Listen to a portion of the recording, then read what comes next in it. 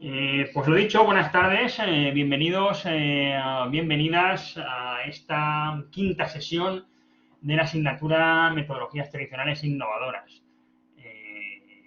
Bueno, somos ya un pequeño grupo, me alegro, muchas gracias por asistir. Yo sé que son fechas complicadas y bueno, pues sí que es muy difícil, ¿no?, compaginar el máster con las clases online, con la actividad profesional, con la familia, además también ya un poco en estas fechas, pero bueno, os queda muy poco, es un último esfuerzo y seguro que el resultado va a valer la pena. Genial, pues bueno, ¿qué tenemos previsto para hoy? Esperaos que comparto la pantalla. Vale. Hoy comenzaremos a hablar de Scrum, ¿ok? Pero antes, vamos a hacer qué es lo que teníamos previsto para hoy, ¿no? La sesión de Scrum. Se me ha ido las fechas, ¿vale? Algo pasa aquí porque no me ha cogido el calendario que toca. Un segundo. Un segundín. Algo ha pasado que no me ha cogido el calendario que toca.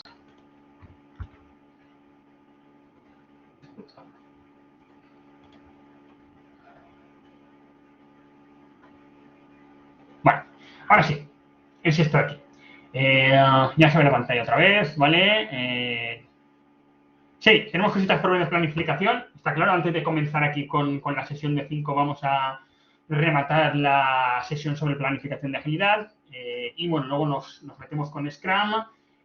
Comentaremos al final de la sesión la tercera y última actividad de la asignatura, que es una actividad en grupo, ¿de acuerdo? Que bueno, que irá a estar activa ahora porque estaba programada para que se hiciera pública a partir de las 8, pero antes de acabar la sesión la comentaremos y así pues tenéis tiempo, si podéis aprovechar un poquitín estas fechas, vuestros días que a lo mejor tenéis un poco menos de trabajo, tenéis un poco de tiempo libre, bueno, aunque sacrifiquéis una cosa a costa del máster, ¿no? Ese tiempo libre, pues bueno, si podéis un poquitín adelantar, ¿vale?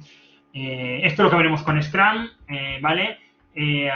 Vale, pero antes de empezar con la parte de Scrum, comenté muy acertadamente que teníamos que ver de planificación, ¿vale? Y esa es la idea. Vamos a retomar la parte de planificación. Bueno, me gusta comenzar con este slide habitualmente para hacer una especie de, bueno, de reunión de pie, ¿vale? ¿Qué es lo que estuvimos viendo en la última sesión? ¿De qué os acordáis? ¿Qué recordáis? ¿Algún concepto, alguna idea de la última sesión que estuvimos viendo? ¿De qué estuvimos hablando? Venga, ¿qué vimos? ¿Ha habido algún problema con lo que vimos? Y luego, pues, arrancamos ya con la sesión. Conceptos, ideas, palabras que os suenen o que os hayan quedado de la última sesión, aunque sé que es difícil ya en estas fechas y a esta hora, unos por cuestiones de trabajo, que os pilla o trabajando o almorzando, y a otros porque os puede pillar ya a última hora de la tarde, principio de la noche. ¿Algún concepto? Vale, Reggie, hablamos del backlog, genial, de esa manera de definir el alcance en un proyecto Agile, ¿no? Que es esa lista priorizada, esa de funcionalidades, de requisitos, ¿no? Una especie de carta a los Reyes Magos, por poner en un contexto navideño, como estamos ahora, ¿no? Porque en esa lista pues está incluido todo lo que el cliente querría que contuviera su solución, ¿vale? O su producto. ¿Vale? Y además hablamos también de la técnica de Moscou, que es una técnica de priorización y que nos servía, ¿para qué servía? ¿Cómo relacionábamos la técnica Moscou con el backlog? ¿Cómo lo podemos relacionar? ¿Os acordáis? ¿Y a qué hace referencia el acrónimo Moscou? Un acrónimo. ¿Alguien que se atreva o que quiera compartir? El micrófono está abierto a vuestra disposición para el que quiera participar. La pregunta es ¿cómo relacionamos esa técnica Moscou con el backlog? A ver, pues must have, should have, could have y Vale, perfecto, ese es el significado del acrónimo, perfecto, vale, pero ¿cómo se relaciona? ¿O qué, para qué sirve respecto del backlog? ¿Cómo estarían relacionados esos dos conceptos, el backlog con Moscou? ¿Os acordáis?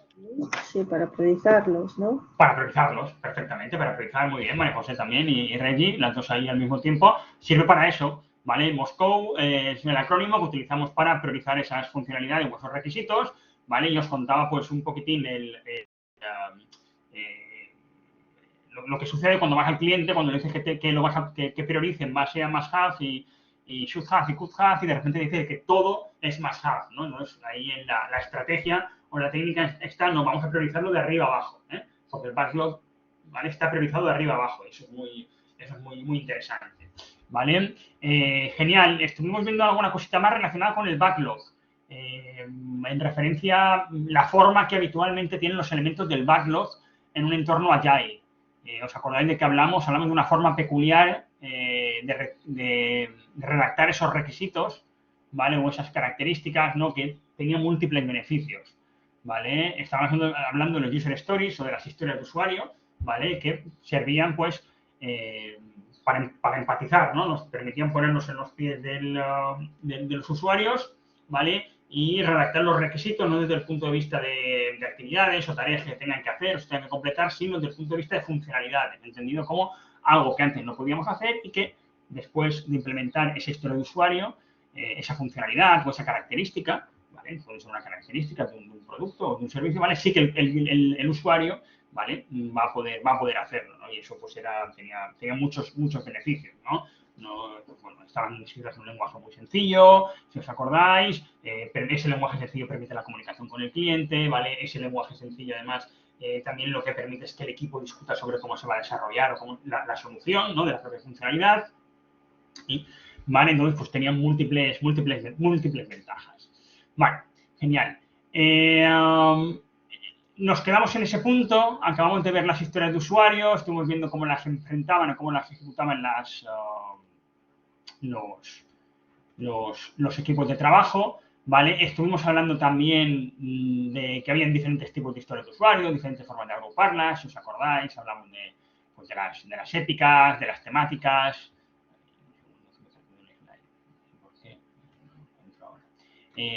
Vale, esta era el que os quería enseñar. Esto es lo último que vimos, ¿no?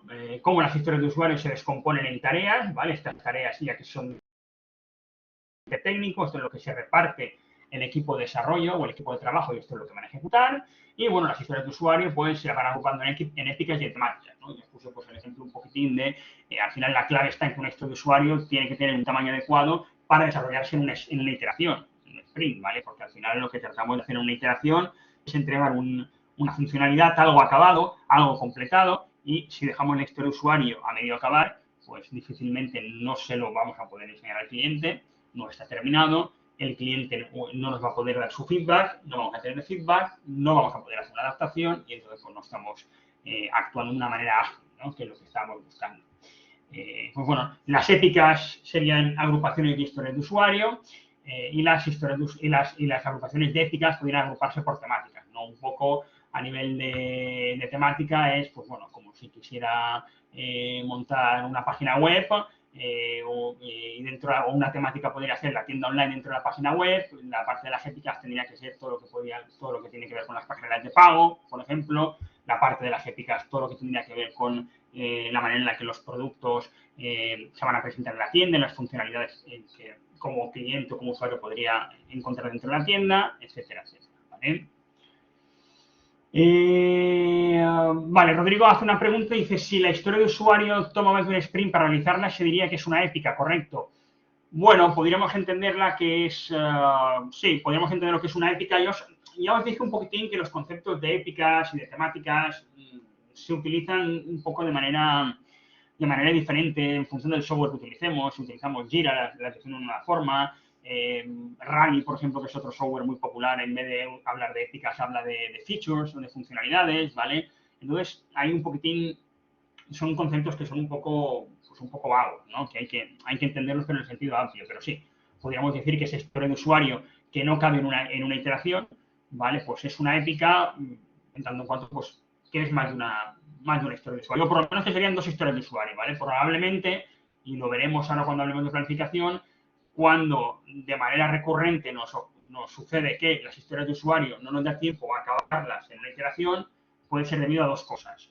o bien que la historia de usuario es demasiado grande y por lo tanto es necesario hacerla más pequeñita, ¿vale? Al final de lo que se trata es de descomponer esa historia de usuario en otras historias de usuario más pequeñitas, siempre y cuando se refieran a funcionalidades y no tengan un carácter técnico, porque ese carácter técnico estaríamos entonces hablando de tareas, o bien lo que puede suceder también es que por la propia naturaleza de la historia de usuario, por la propia naturaleza de las características, de las funcionalidades que vamos a desarrollar y por lo tanto por las propias características del producto o del servicio, se requiera trabajar con iteraciones más grandes, ¿no? Entonces, a lo mejor estamos trabajando con iteraciones de 2 semanas y lo adecuado para el tipo de proyecto que estamos haciendo pues es trabajar con iteraciones de 3 o de 4 semanas, ¿de acuerdo?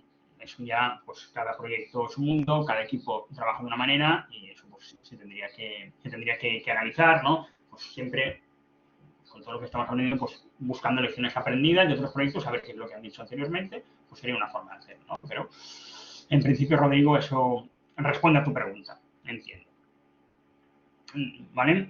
Bien, nos quedamos con todo esto que os estoy contando, a ti, Rodrigo, por la pregunta. Todo esto que os estoy contando tiene que ver un poquitín, si os acordáis, empezamos hablando de la agilidad, del el furor que surge con la agilidad, en el contexto en el que surge la agilidad, ¿vale? Qué importancia tiene, cómo nos puede ayudar, ¿vale? Sabemos que ya es, podemos hablar de metodologías ágiles, ¿vale? Para referirnos a todos aquellos modelos de gestión, técnicas, herramientas, marcos de trabajo que beben de la filosofía Agile, ¿vale? Esa filosofía Agile, esa forma de pensar, que es una forma de pensar, de hacer las cosas de manera diferente, que está sentada en 4 valores, que se manifiestan 12 principios y luego en distintas prácticas, ¿vale? Pues todo lo que estamos viendo es un poco eso, cómo lo aterrizamos, ¿no? Cómo lo llevamos a la práctica. Ahora ya sabéis, que hay diferentes formas de cocinar la agilidad como receta, ¿no? Hablamos de Scrum, hablamos de XP, hablamos de DSM, hablamos de Crystal, hablamos de Kanban, ¿vale? Son cosas que os suenan porque no las hemos visto, pero hay más de un modelo, ¿vale? Y entendemos también que en este curso, en esta asignatura, mejor dicho, nos centramos en Scrum y en Kanban, porque si os acordáis, estuvimos viendo que era la forma más habitual en las que la agilidad se llevaba a la práctica, ¿no? Antes de meternos en Scrum, yo sí que quería abordar una serie de elementos que nos permitirían, de alguna manera, agilizar o que podemos utilizar para agilizar el contexto de cualquier proyecto, ¿vale? Porque, insisto, una vez más en la idea de que la agilidad no es un todo o es un nada, ¿vale? La agilidad es una transición, es un camino, lo importante es el camino hacia la agilidad más que el ser ágil, ¿vale? Y hay diferentes herramientas que podemos utilizar. Indispensable, ¿vale? Es el backlog con la priorización, backlog de producto y el backlog de la iteración y el incremento, ¿no? Esa forma como vamos trabajando, trasladando los elementos del backlog del producto al backlog de la iteración, ¿de acuerdo? Y luego, pues, ¿qué terminamos? Venga, pasen a formar parte del incremento. Que no terminamos ese trabajo, vuelven hacia atrás y vuelven a formar parte del backlog del producto. El backlog, un elemento. Un segundo elemento que vimos son las historias de usuario, ya sabemos los beneficios que conllevan y en qué consiste la historia de usuario, ¿vale? Un tercer elemento que utilizamos cuando trabajamos en un entorno Agile y que podemos utilizar para agilizar un proyecto, ¿de acuerdo? Cualquier tipo de proyecto es el concepto de los timebox o de las cajas de tiempo, ¿no? Un timebox o una caja de tiempo, ¿vale? Las iteraciones responden al concepto de caja de tiempo. Una caja de tiempo se refiere a un límite máximo de tiempo, ¿vale? Es como un contenedor, ¿vale? Un concepto de timebox hace referencia a una especie de contenedor temporal que no se puede ni aumentar ni disminuir, ¿de acuerdo? Entonces, va más allá de la idea tradicional de una fase de un proyecto, ¿vale? Que de alguna manera, pues sí que podríamos, en muchos casos, pues extendemos la fase, ¿vale? O la recortamos en función de las necesidades y en función del avance del proyecto, ¿no? En este caso, el concepto de caja de tiempo, de timebox, ¿vale? Se refiere a esa caja temporal, ¿de acuerdo? Que no se puede ni expandir ni se puede hacer más pequeña, ¿vale?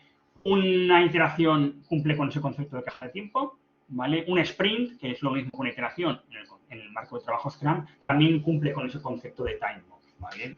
La finalidad o el propósito de una iteración es que al final de la misma, ¿vale?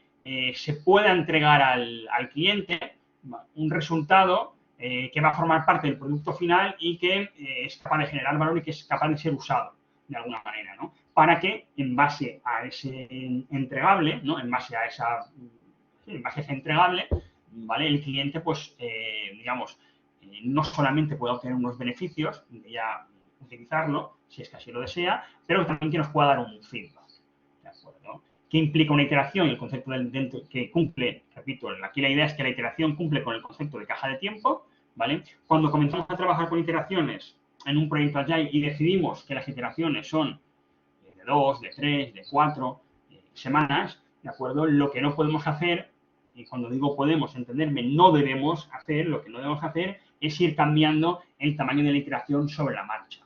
Es decir, si yo comienzo a trabajar en la iteración y la iteración es de 2 semanas y he llevado la planificación en base a la iteración a 2 semanas y he elegido una serie de elementos del backlog del producto que del backlog del producto he trasladado al backlog de la iteración para completarlos en 2 semanas, si no me da tiempo a completar todos los elementos, ¿de acuerdo? Y aquí entraba el concepto aquel que veíamos de si estábamos trabajando dentro de la iteración de una manera mini agile o de una manera mini cascada, ¿vale? No sé si os acordáis de este concepto, de cuál era la diferencia entre trabajar dentro de una iteración en un sistema, siguiendo un sistema, una mentalidad agile o un sistema en cascada. ¿Os acordáis a qué hacía referencia a eso? Tiene que ver con el ciclo de vida que seríamos dentro de la iteración. ¿Os suena? ¿Os quiere sonar? La caja de tiempo es el tiempo de duración del sprint. En la caja de tiempo, el concepto de caja de tiempo hace referencia a un marco temporal que no se puede ni acotar, ¿vale? Ni expandir. Y una iteración cumple con la característica de caja de tiempo, de time box, ¿vale? Una iteración es time box, que se llama. Es un tiempo encajado, ¿vale? No lo vamos a poder ni estirar ni hacer más pequeño, María José, ¿vale? A eso hace referencia. Una iteración es time box, un sprint es time box, no es como una característica de esas, ¿vale? Y la característica es que no se puede, ¿vale? Modificar ese tiempo. Ya iremos entendiendo y explicando por qué, ¿vale? Entonces os decía que lo importante dentro de la iteración, ¿vale?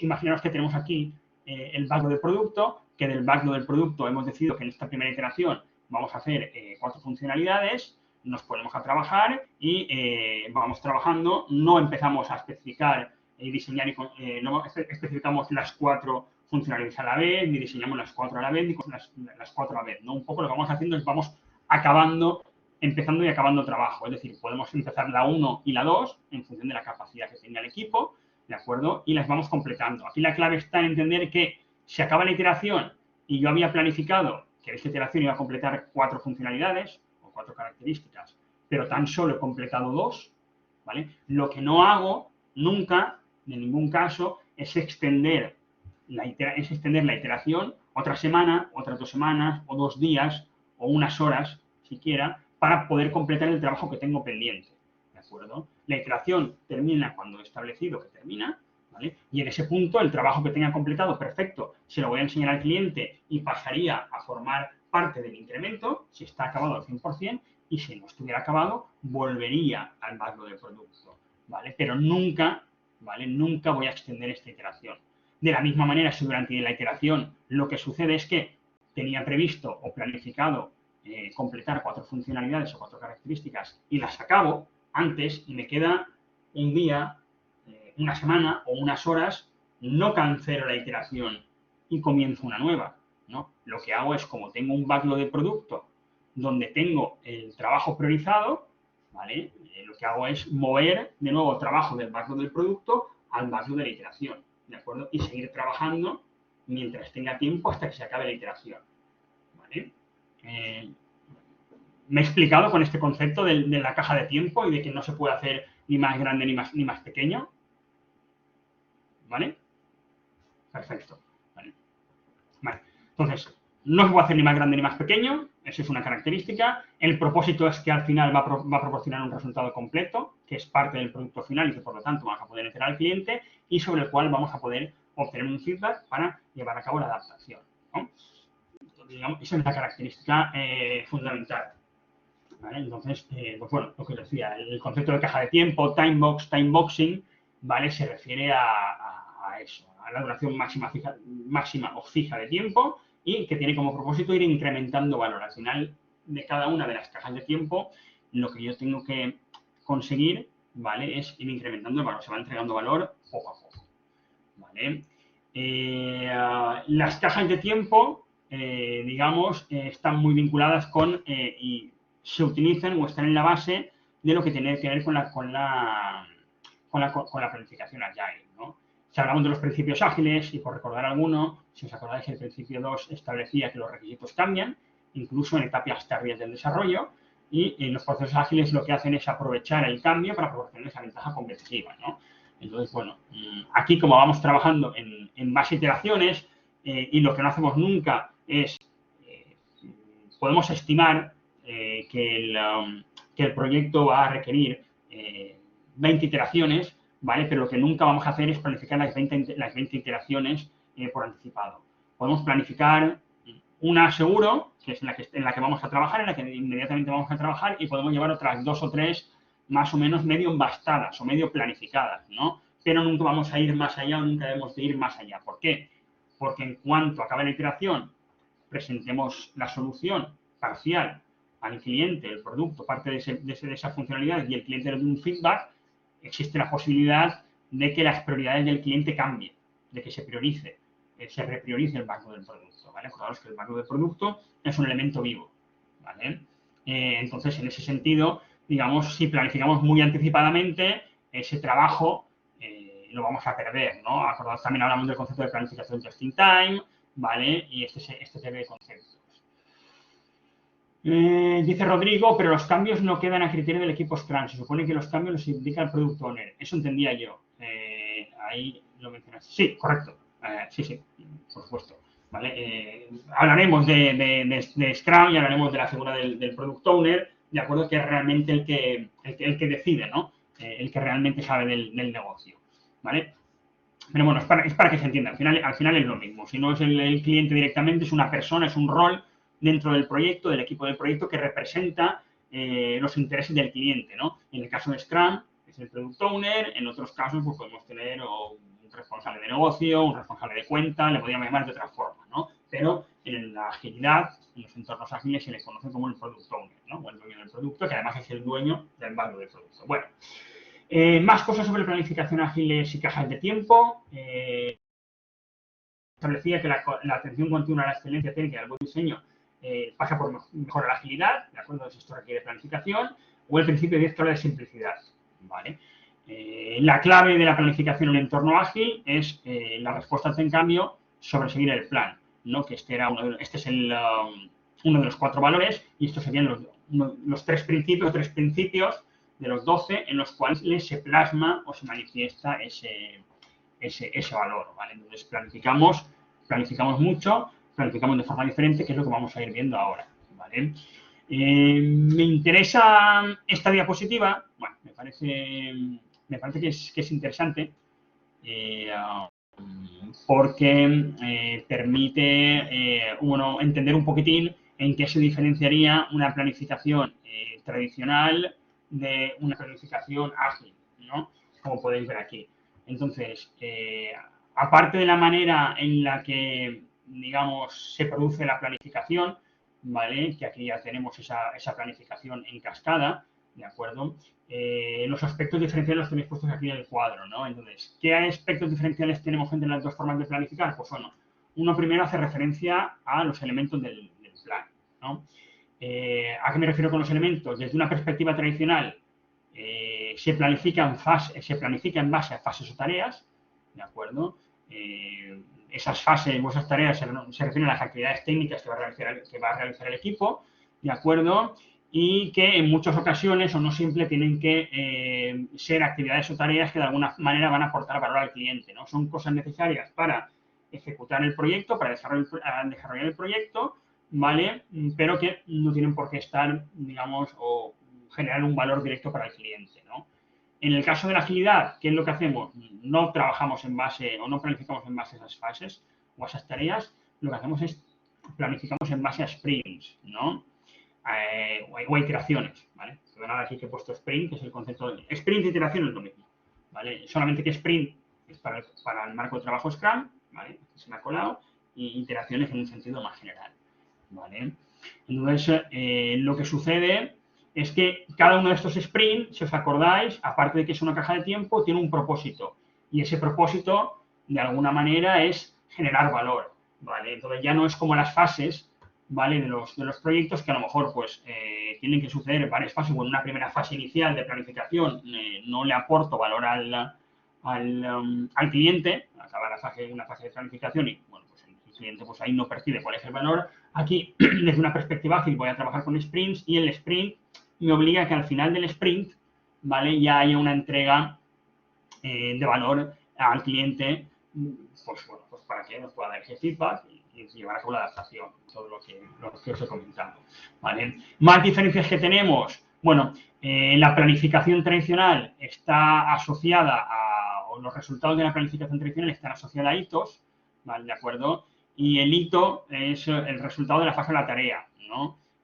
Vamos a lo mismo, ese hito puede o no puede ser de valor para el cliente, ¿de acuerdo? Puede ser un resultado interno del propio proyecto, pero que no forme parte de lo que el cliente va a explotar como resultado del proyecto, ¿vale? Entonces, pues tampoco aporta mucho. En este caso, pues en los sprints, al final de cada sprint lo que voy a generar es un incremento y este incremento lo que me va a permitir es ir entregando el producto final o la solución poco a poco, ¿de acuerdo? Siempre de manera iterativa y de manera acumulativa, ¿vale? Entonces aquí sí que al final de cada uno de los sprints el cliente debe esperar o puede esperar una entrega de valor, ¿no? Fijaros que ahí la importancia, la diferencia es importante, ¿no?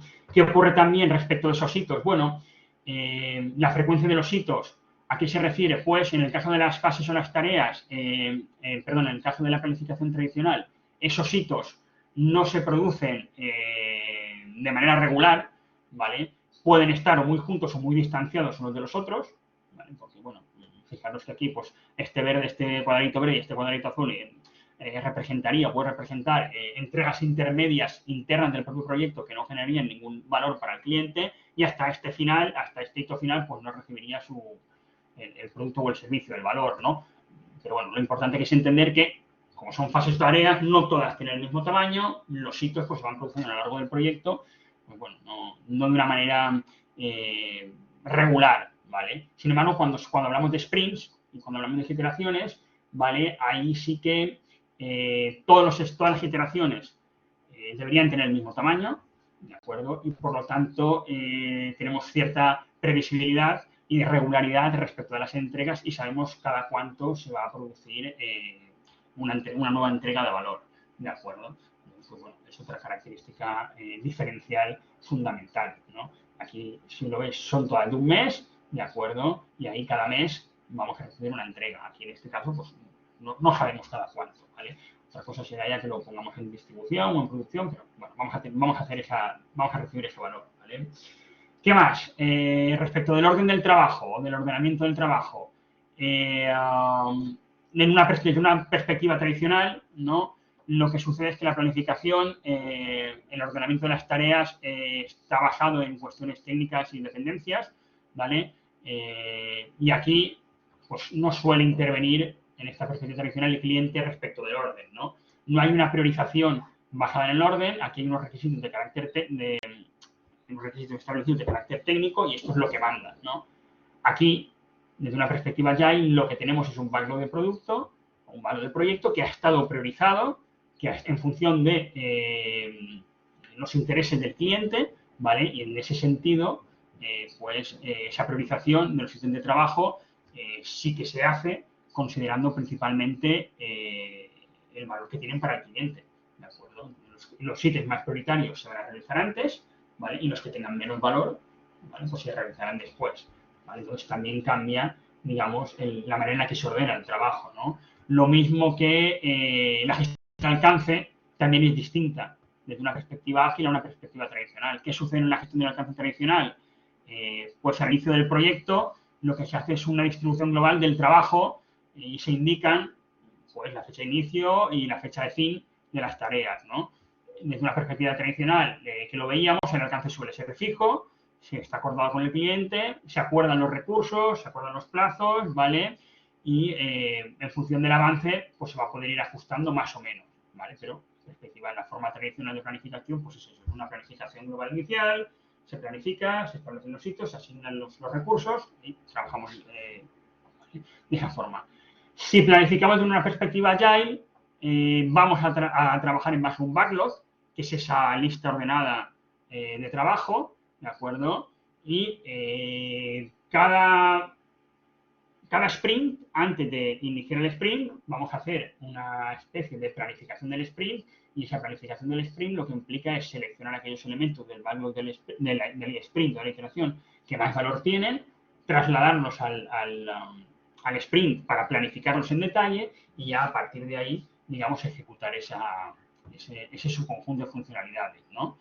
Entonces, es decir, aquí, digamos, aquí tomamos como fijo el alcance. Si os acordáis aquí el triángulo que vimos al inicio cuando hablamos de la agilidad, aquí tomábamos como fijo el alcance desde una perspectiva tradicional y lo variable, como aquí eran los recursos, ¿de acuerdo? La parte de tiempo y la parte económica, porque al final se adaptan para cumplir con todo el alcance definido inicialmente. Aquí lo que tenemos o lo que tomamos como fijo es los recursos, el tiempo y el dinero y la parte económica, y el alcance, digamos, es lo que es variable, y en ese sentido lo que vamos a hacer es iremos trabajando por sprints y entregando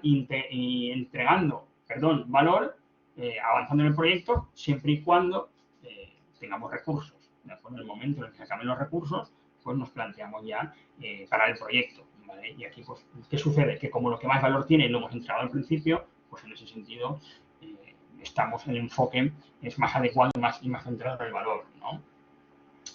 ¿En qué más se diferencian? Pues respecto a las responsabilidades y la estimación, ¿vale? ¿Quién es el responsable de planificar desde un punto de vista tradicional? Bueno, aquí lo que suele suceder no es que se preasigna un responsable, ¿no?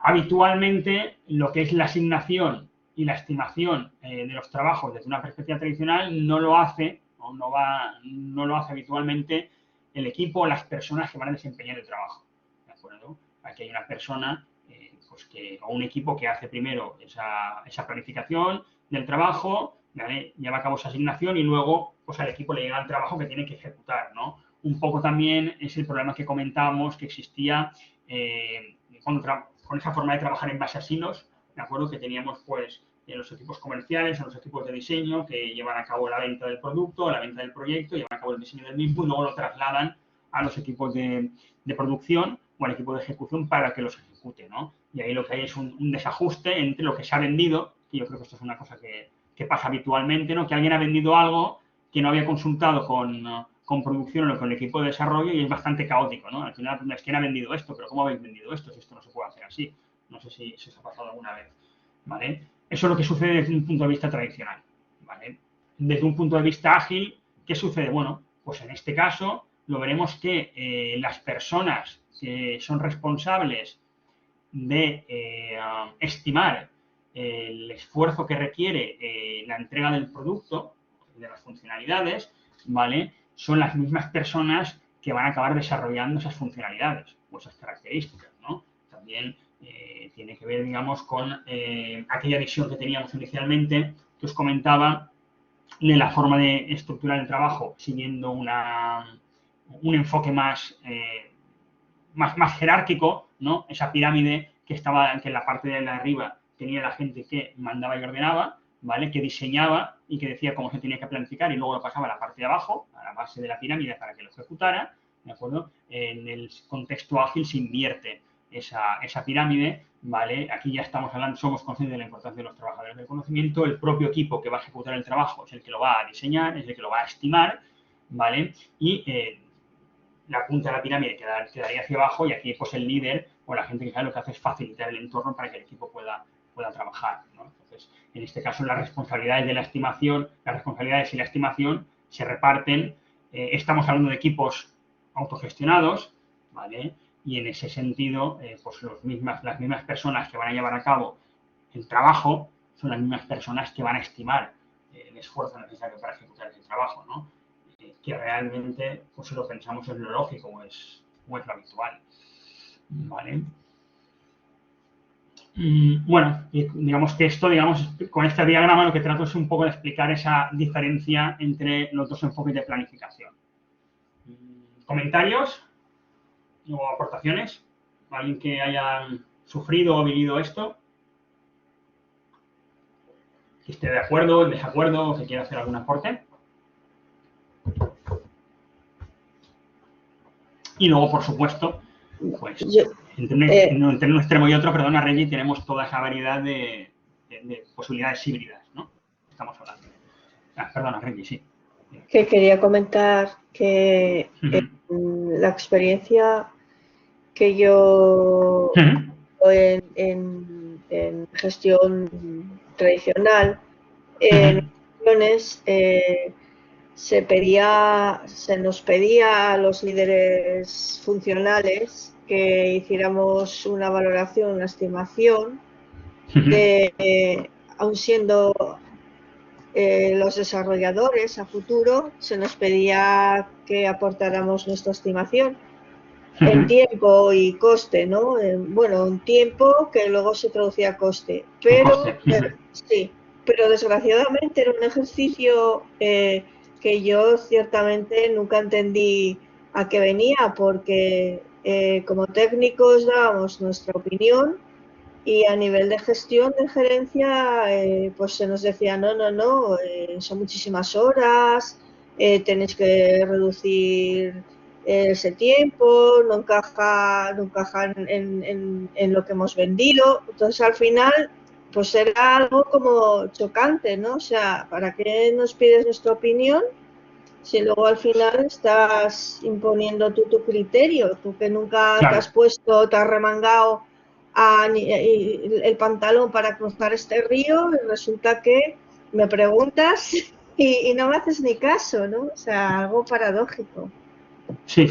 Pues es muy habitual, es un poco lo que estábamos comentando de esa forma tradicional de trabajar y que es distinta aquí. Y un poco de nuevo aquí vemos la importancia otra vez de la cultura, de la organización y de los valores y los principios que subyacen a esa cultura, ¿no? Porque al final un poco es lo que os contaba.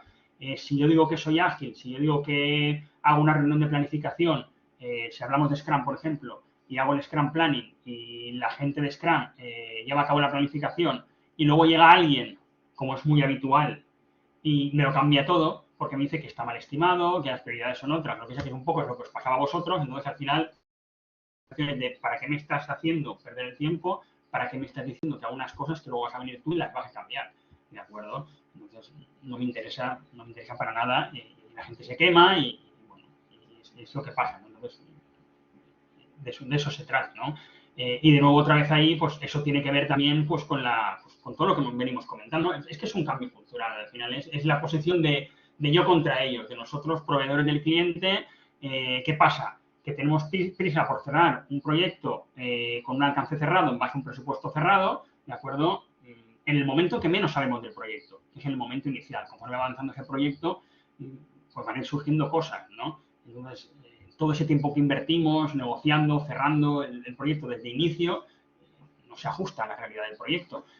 Sobre todo si son, volvemos a hablar de lo mismo, hay en contextos en que es más sostenible, digamos, más regular, pero hay en otros en los que es totalmente volátil y las cosas van cambiando.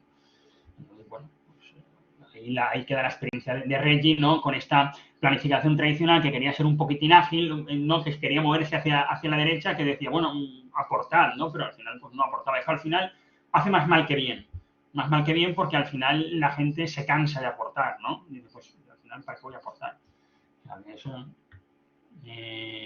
Yo llegué a la conclusión, francamente, de que era un intento de que nosotros líderes funcionales en aquel entonces nos sintiéramos involucrados en la decisión y que fuéramos menos reactivos ante el proceso. Yo creo que era una estrategia que hacían como para que pensáramos que se nos tenían en cuenta, pero es que en realidad, es que no hacían caso omiso de nuestras el efecto que conseguían era totalmente el contrario, ¿no? Porque al final... totalmente. Al final, en las siguientes ocasiones, cuando te decían, a ver, vamos a sentarnos y hacer una valoración del tiempo, de cuánto consideráis que pudiera llevarnos el hacer esto, lo otro, al final decíamos, ¿cuánto tiempo quieres que nos dé?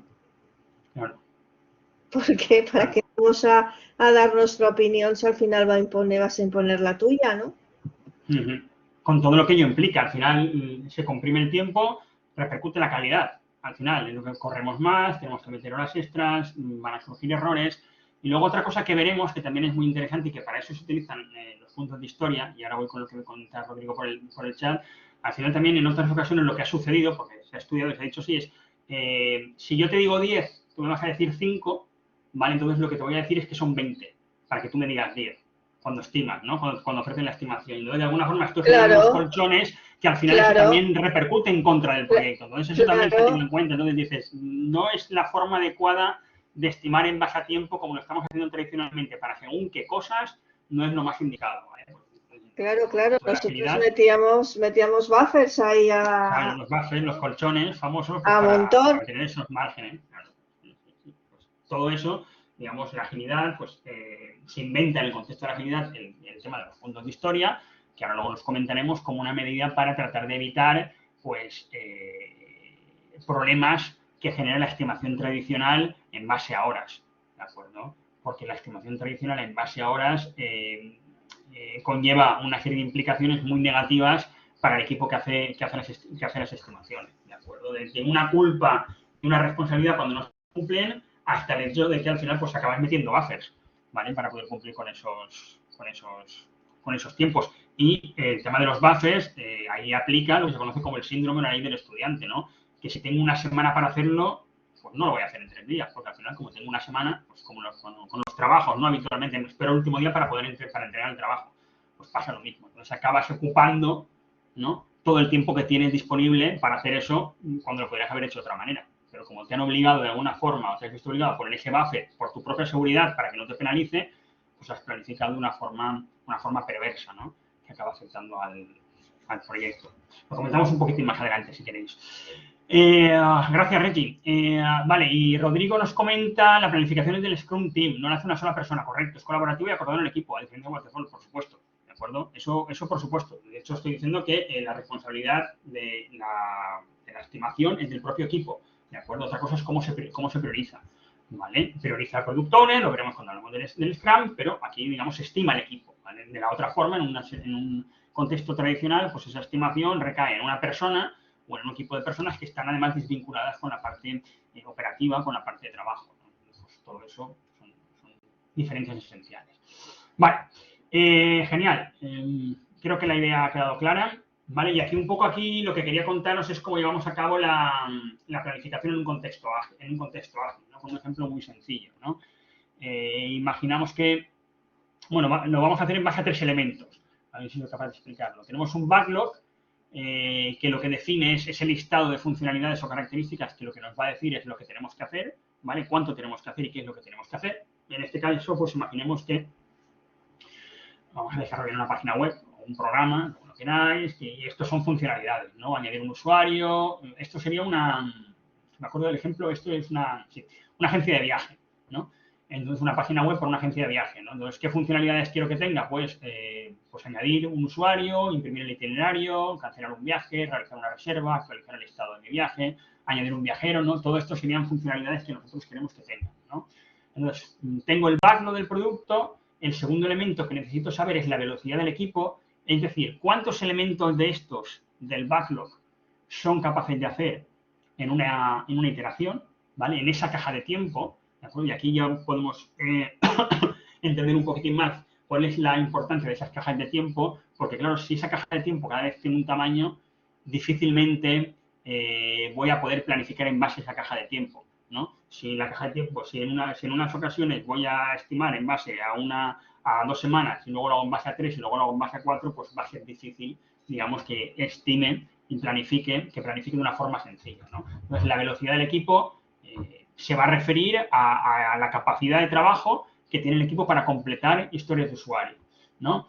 Y al final, vamos a con una vez sabemos lo que tenemos que hacer, que es el backlog, la velocidad del equipo, cómo lo vamos a hacer, vamos a ser capaces de estimar cuándo lo vamos a acabar, ¿no? Y esto es a lo que hace referencia la estimación y la planificación, ¿no? Entonces, siguiendo con el ejemplo, ¿no? En el punto 1, ¿no? Desarrollamos el backlog, que sería el backlog del producto, ¿vale? El backlog del producto lo desglosaríamos o lo separaríamos en lo que es el backlog de la iteración. Es decir, de todo esto, que sería el total del proyecto, que ahora lo tengo estimado, y en un momento puntual, este backlog este proyecto o este producto está estimado en 150 puntos de historia. Ahora os comentaré de qué va esto de los puntos de historia y cómo se estima, ¿vale? Aquí no estamos hablando de horas, aquí estamos hablando de puntos de historia, aunque luego todo esto, pues para bajarlo a la gente menos ágil y a la gente más tradicional se puede traducir a horas, ¿vale? Pero aquí lo que hemos hecho es, hemos estimado el backlog en punto de historia, hemos estimado que este backlog de aquí vale 150 puntos de historia, ¿vale? Y esto lo ha estimado, evidentemente, el equipo Scrum o el equipo de desarrollo, ¿vale? O un equipo Safe o como le quieras llamar, ¿no? La gente, al final, la gente que va a implementar este trabajo, ¿no? Este backlog está priorizado y estimado, ¿vale? Y acordaros que, bueno, pues podría estar redactado de esta forma tan sencilla o en una historia de usuario, o en formato de historia de usuario, ¿no? Un poquitín lo que veíamos el otro día con esas tarjetitas, ¿no? Que estaba la historia de usuario, que representa la funcionalidad que quiero incorporar, algo que antes no podía hacer y que ahora voy a poder hacer, ¿vale? Con los elementos identificativos, ¿no? Con el identificador, con el valor de negocio, ¿no? Aquí hay distintas técnicas que vamos a entrar para calcular el valor de negocio, ¿vale? Para estimar ese valor de negocio, que podría ser algo tan sencillo como utilizar la técnica Moscow, simplemente. Entonces, esto valor de negocio es una M. Una M además está en la parte de arriba, pues ya lo tenemos solucionado, ¿vale? Y la estimación, ¿vale? La estimación que se refiere al esfuerzo que el equipo estima, el esfuerzo que el equipo de desarrollo estima, que es necesario para para completar esa funcionalidad, ¿de acuerdo? Entonces, eso es lo que implica un backlog. Aquí tenemos un backlog priorizado y estimado, ¿vale? ¿Se entiende esto? No he avanzado mucho, pero ¿o hay ¿se ve esto? Lo que he dicho, simplemente. Sí, Vale, sí. Rodrigo. Una, Gracias, Reggie. una duda. Vale. Sí. Dime, Reggie. El ejemplo que pones aquí en la izquierda, donde pone backlog, Sí. está priorizado y coincide también que la estimación va en la misma secuencia que la priorización. ¿Es así o es independiente? A ver, El esfuerzo... vale, es una buena observación, ¿vale? Es un buen detalle que iba a comentar más adelante y ya está. Normalmente, los elementos que están en la parte de arriba del backlog siempre van a estar, digamos, la estimación va a ser menor que los que aparecen en la parte de abajo. Esto es así porque los elementos de la parte de arriba están más refinados, es decir, están más trabajados. En muchas ocasiones, aquí abajo, ¿vale? Porque aquí abajo voy a tener historias de usuario en las que no he entrado en detalle todavía. O voy a tener épicas o voy a tener temáticas, ¿de acuerdo? Sin embargo, conforme los elementos están más posicionados en la parte de arriba, son prioritarios, esto quiere decir que sobre estos elementos de aquí de la parte de arriba ya he ido trabajando y he ido descomponiendo esas historias de usuario en otras historias de usuario más pequeñitas para que me quepan en las iteraciones, ¿no? Entonces, estas estimaciones siempre, ¿vale? Siempre, habitualmente van a ser más pequeñas que las estimaciones que hay por aquí por la parte de abajo, pero sencillamente porque esto está más trabajado y está más refinado, ¿de acuerdo? La palabra, no me sé la palabra en inglés ahora que se utiliza, ¿vale? Pero está más refinado, ¿de acuerdo? Y por lo tanto, digamos, la estimación es más precisa, ¿de acuerdo? Sin embargo, por la parte de abajo del backlog es posible y habitualmente nos vamos a encontrar con historias de usuario que están estimadas a grosso modo, porque son historias de usuario mucho más grandes, que no están refinadas. No sé si con esto respondo a tu pregunta. Y luego la estimación de que sea 1 punto, 2 puntos, 3 puntos o 4 puntos, eso es independiente. ¿De acuerdo? Ahora veremos de dónde sale eso. Rodrigo, no, vale, Reggie. Rodrigo, me parece que querías comentar alguna cosa tú. ¿Habías levantado la mano?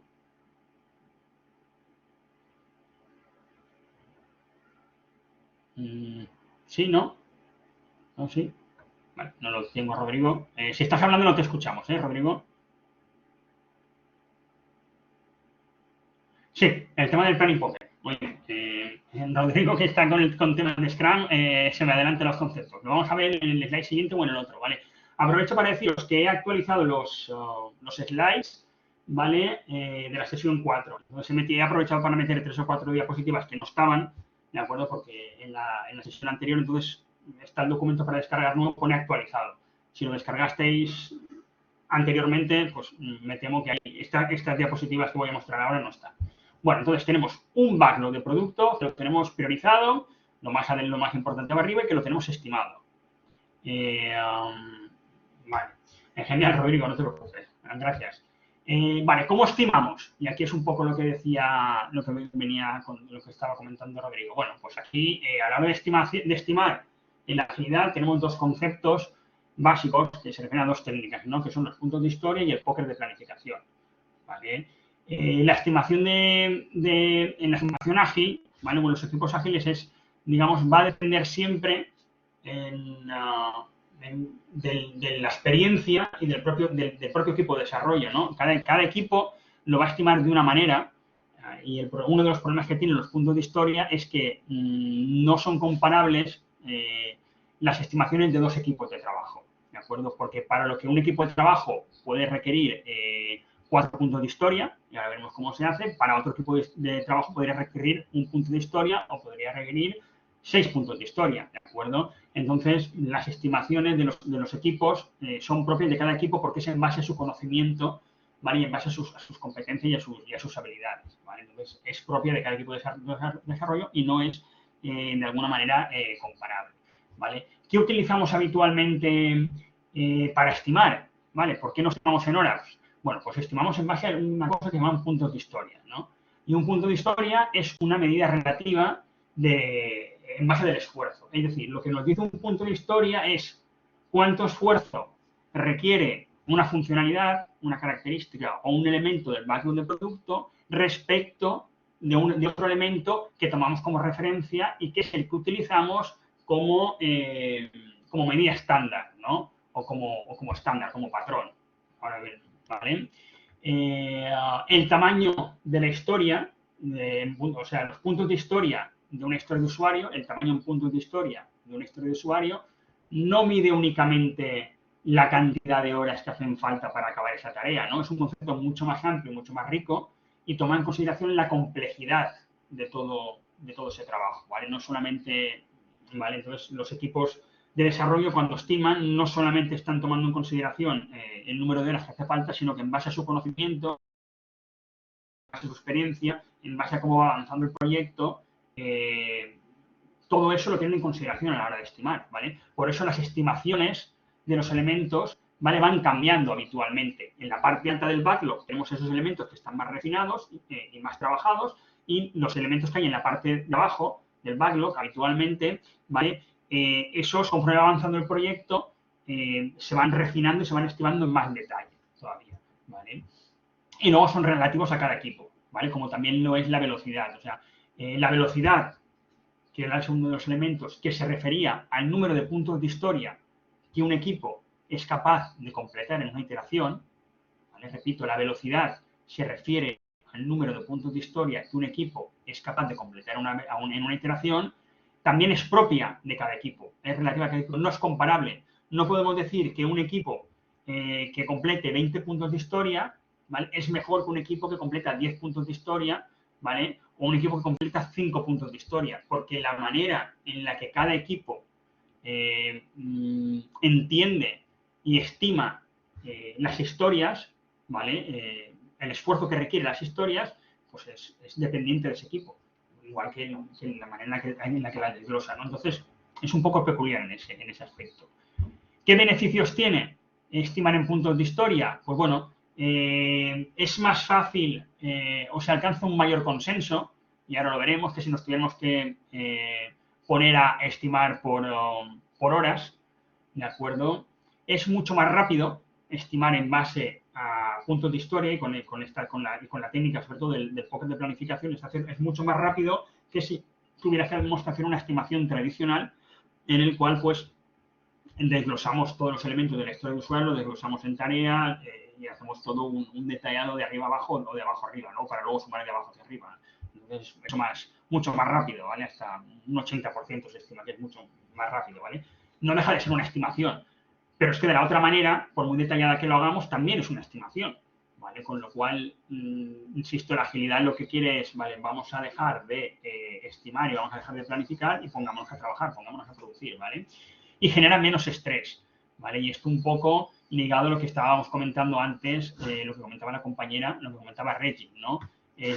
Si en un entorno tradicional yo me he comprometido y he dicho que esta tarea o que esta funcionalidad requiere de 20 horas y luego no soy capaz de completar las 20 horas, ¿vale? Pues me van a señalar, me van a penalizar, me van a castigar, me van a decir, pero porque que estaba mal estimado, o bien que hice mal la estimación, o que hice mal o que si no hice mal la estimación lo que he hecho ha sido trabajar muy despacio, ¿de acuerdo? Eso que va a provocar, eso me genera una sensación de culpa, quema a las personas. La próxima vez a lo mejor tengo que correr más a prisa, tengo que correr más, y si corro más lo que voy a hacer es incurrir en más errores, y si no, lo que voy a hacer es lo que comentamos antes, metemos buffers, ¿vale? Digo, bueno, pues si dije 10 y me he equivocado, pues ahora digo 20 y ya está. Digo, y no me equivoco, me protejo con esas 10 horas de más, ¿no?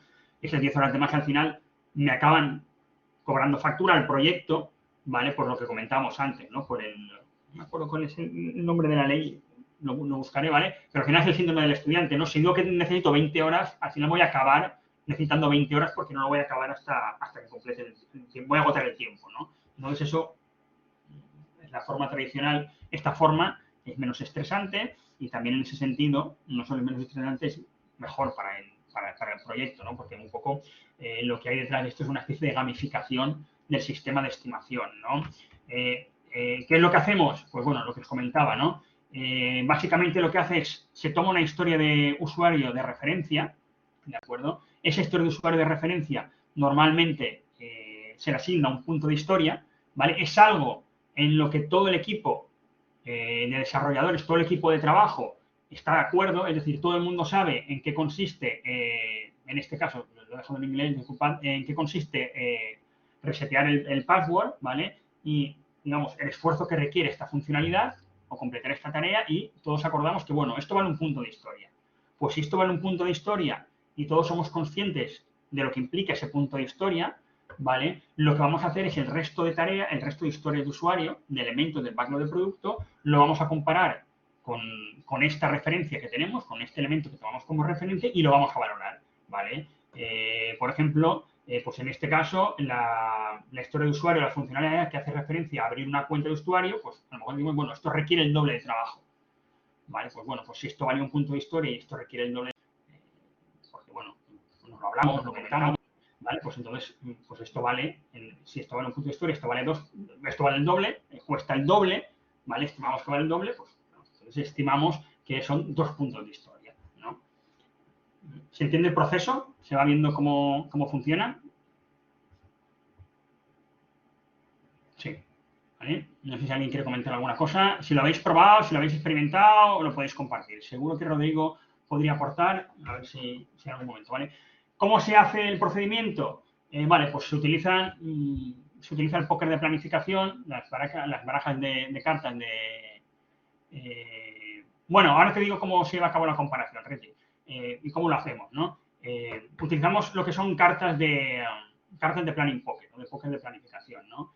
Habitualmente pues tienen una secuencia numérica, que es esta, que se conoce como la secuencia Fibonacci, ¿vale? Si os fijáis, ¿qué llama la atención? Pues bueno, llama la atención el hecho de que los números, ¿vale? Pues bueno, no hay 1, 2, 3, 4, 5, 6, ¿vale? No son unos números seguidos, porque al final la diferencia que pueda haber entre un 5 y un 6 me va a complicar y puede que no sea relevante, ¿no? Entonces, lo que consigo con esta secuencia numérica es, pues bueno, que me sea más fácil ver la carga de trabajo que realmente representa, ¿no? No me voy a estar debatiendo entre un 5 y un 6 o un 7 y un 8, ¿no? Estará más próxima al 5 o estará más próxima al 8, pero no tengo el 6 y el 7 para complicarme la vida, ¿no?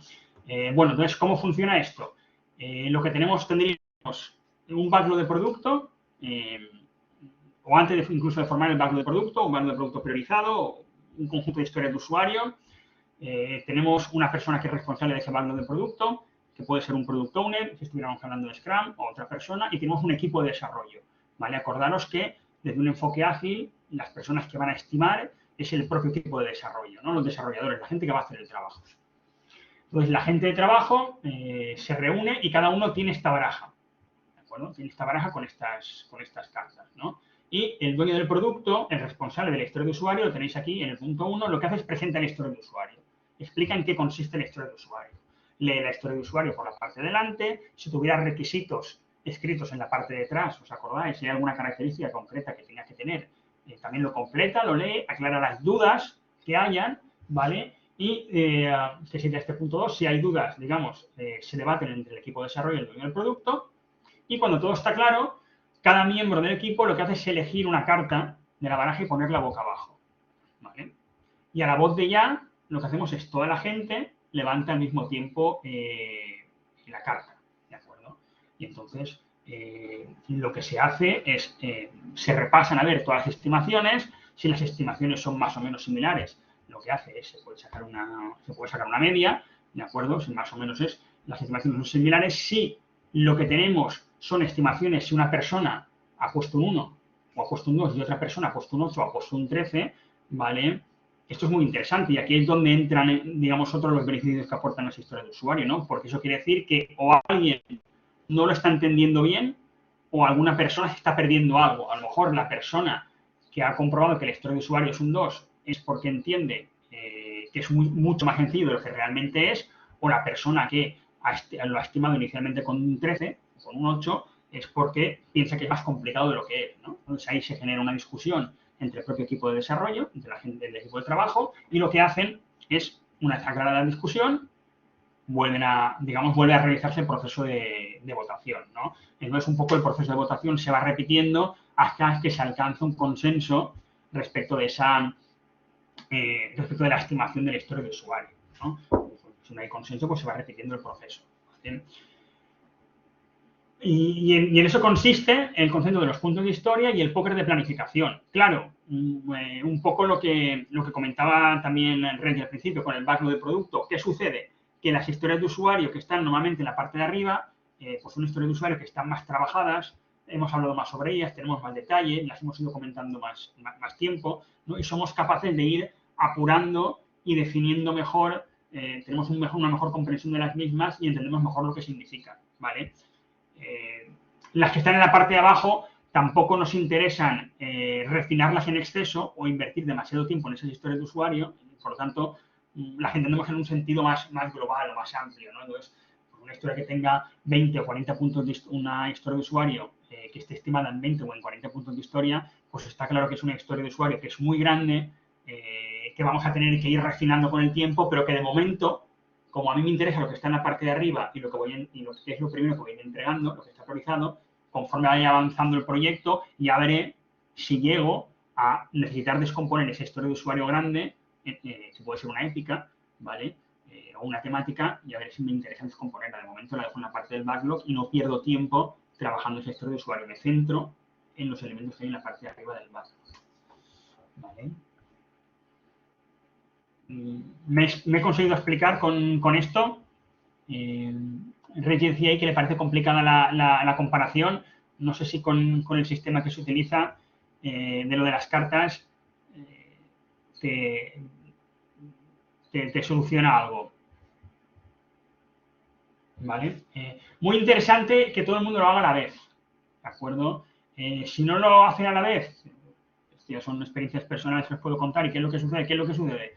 ¿Qué pasa si la gente no lo hace a la vez?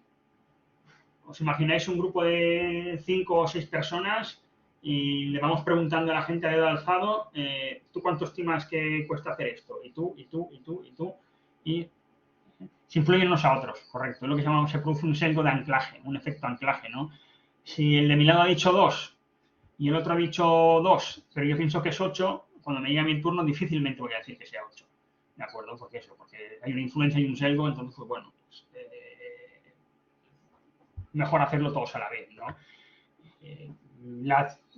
Las cartas de planificación, ya digo, aquí hay mucho de gamificación, cartas con los sistemas estos de la secuencia Fibonacci, técnicas con tallas de camisetas, también hay cartas que pues, mucho más de juego, ¿no? Que tienen pues edificaciones en función del tamaño, de la altura de la edificación, razas de perros, animales, ¿no? Todos, al final se trata de, pues un poco, pues de ver cuán grande es la historia en comparación a la que hemos tomado como referencia, ¿no? Entonces, a partir de ahí se dice que esto es todo mucho más rápido, aquí no hay culpa de si te has equivocado o nos hemos equivocado, no.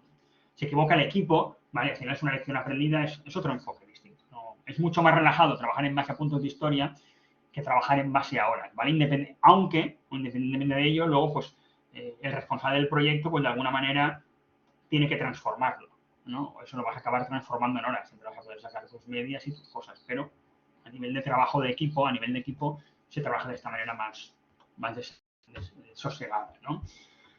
Entonces, bueno, tenemos el backlog estimado, priorizado y estimado. La velocidad haría referencia a esa cantidad de trabajo que realiza el equipo en una iteración, ¿vale? Que se mide en puntos de historia, ¿vale? Acordaros que no es comparable entre equipos porque otros equipos tomarán otra historia de usuario como referente, a no ser que estuviéramos escalando, tuviéramos la agilidad de escala y estuviéramos trabajando con varios equipos, pero eso es otra cosa. Bueno, no, y cada equipo lo va a estimar de una manera en función de sus habilidades, ¿no? Y su experiencia respecto al proyecto. No es muy importante, no es comparable.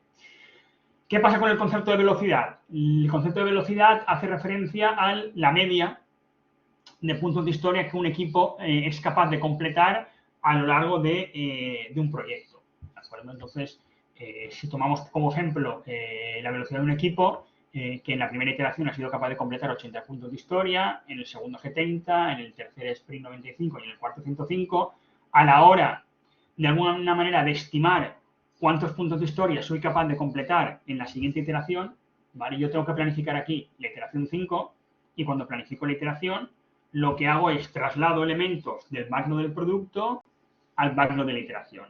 ¿Os acordáis? Entonces aquí la pregunta es, vale, ¿y cuántos traslado? Vale, pues aquí ya voy teniendo un histórico que me dice, bueno, tengo que trasladar elementos que sumen como máximo unos 88 puntos de historia, ¿vale? Esto es un estimado, al final, esto es una técnica, ¿vale? Bueno, ¿vale? Entonces, la velocidad, como veis, es la media de los puntos que completar, ¿vale? Yo, a la hora de planificarme el sprint 5, lo que haría es, bueno, pues voy a coger elementos del valor del producto por valor de 88 puntos de historia, ¿vale?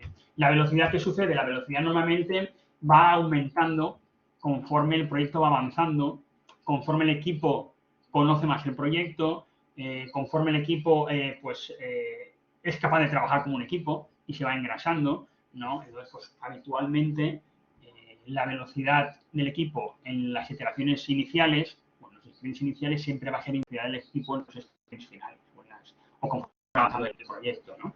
Entonces, pues fijaros que la velocidad del equipo en el sprint 4 es de 88 puntos de historia, pero aquí si tuviéramos que medir la velocidad del equipo para el sprint 8 ya estaríamos hablando de 101 puntos de historia, ¿no?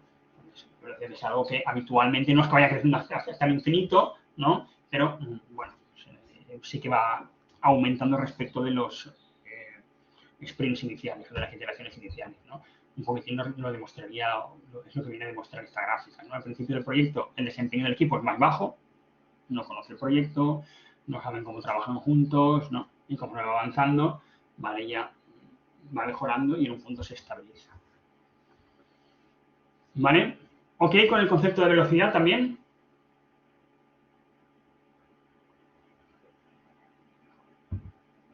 Sí, fácil, son conceptos fáciles, son muy sencillos.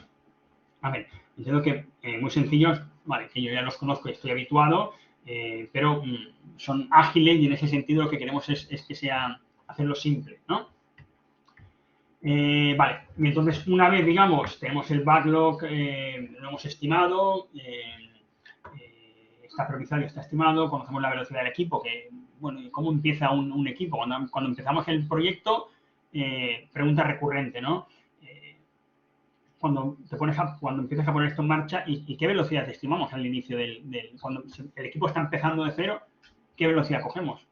Pues no lo sé, habrá que probar. Si el equipo ya ha trabajado anteriormente en otros proyectos similares, tendrá un histórico del cual puede tirar. Si es la primera vez que el equipo está trabajando, pues no le queda más remedio que esto es algo ágil, basado en el empirismo, y vamos a hacer una prueba-error. Pues probaremos, diremos un poco lo que sea con el dedo al aire y sobre eso iremos trabajando. ¿De acuerdo? Una vez ya tenemos la velocidad, ¿vale? Pues en base a esa velocidad ya podemos estimar, digamos, el número de iteraciones o el número de sprints que necesitaríamos para completar este valor de producto que tiene 150 puntos, ¿no? Ya es fácil, ya conocemos el tamaño del proyecto, ¿vale? Insisto que ese tamaño va cambiando conforme avanza el proyecto, por eso conocemos la estimación en un momento concreto del proyecto, ¿vale? Habitualmente, pues, esto es información que se va actualizando en cada iteración, ¿de acuerdo? O en cada sprint, ¿vale? Pues con eso ya podemos saber, pues, conozco el tamaño del proyecto, el tamaño del backlog, conozco la velocidad del equipo, ¿vale? Puedo estimar, ¿vale? Puedo planificar cuánto me va a llevar completar este backlog en este momento. Ese backlog cambiará, ¿de acuerdo? Y entonces mis estimaciones irán cambiando, ¿vale? Vale. Entonces esto es lo mismo, tenemos el backlog, tenemos las historias de usuario, tenemos el esfuerzo, las iteraciones, ¿no? Entonces aquí, digamos, si tenemos un backlog de 150 story points y la velocidad del equipo es de 10 story points, ¿vale? ¿Cuántas iteraciones son necesarias? La planificación de este backlog, de este proyecto, ahora mismo sería tan sencillo como responder a esta pregunta, ¿de acuerdo? Entonces, si consumo 10 story points por iteración y tengo 150 story points para completar, ¿de acuerdo? Pues me van a hacer falta 15 iteraciones, ¿de acuerdo? La otra pregunta es, ¿cuántas semanas? Vale, es una cosa que no he comprobado. Bueno, pues el número de semanas va a depender de cuántas consideramos nosotros que es por iteración, ¿vale? O sea, ahí la siguiente pregunta es, hay que tener en cuenta que luego hay que estimar también el tamaño de la iteración, ¿de acuerdo? Bueno, pues habrá que ir probando, habrá que ir ajustándolo, habrá que ver, pues insisto, si el equipo es nuevo, si es la primera vez que estamos haciendo esto, pues habrá que ir probando, ir ajustando, y por eso esto es una cosa que va a ir cambiando iteración tras iteración, ¿vale? Ahora veremos unas formas muy sencillas de controlarlo, y si es un equipo estable que tiene un histórico y el proyecto es un proyecto similar a otros que ya han hecho, pues ya tendremos datos históricos para tirar de ello. Es que no tiene más misterio, ni hay más verdad oculta detrás de esto, ¿vale? Entonces, ¿qué respecto de la planificación y cómo llevamos a cabo el seguimiento o el control de la planificación? Bueno, pues tenemos aquí dos diagramas de quemado, ¿vale? Que se llaman, uno hacia arriba y uno hacia abajo, ¿no? El burn down chart y el burn up chart, que se llaman, ¿no? Tenemos esos dos diagramas de quemado, ¿no? Y aquí, digamos, vamos a utilizar uno para hacer el seguimiento del backlog del producto o del backlog del proyecto que responde al seguimiento del proyecto, al plan del proyecto, y otro que, digamos, sería para llevar a cabo el seguimiento del backlog de la iteración o el backlog del sprint, que sería como el plan de la fase, ¿de acuerdo? Que es como vamos ejecutando ese proyecto, ¿de acuerdo? Entonces, lo que tenemos aquí es un backlog de la iteración, ¿vale? Aquí tenemos el número de puntos de historia que queremos completar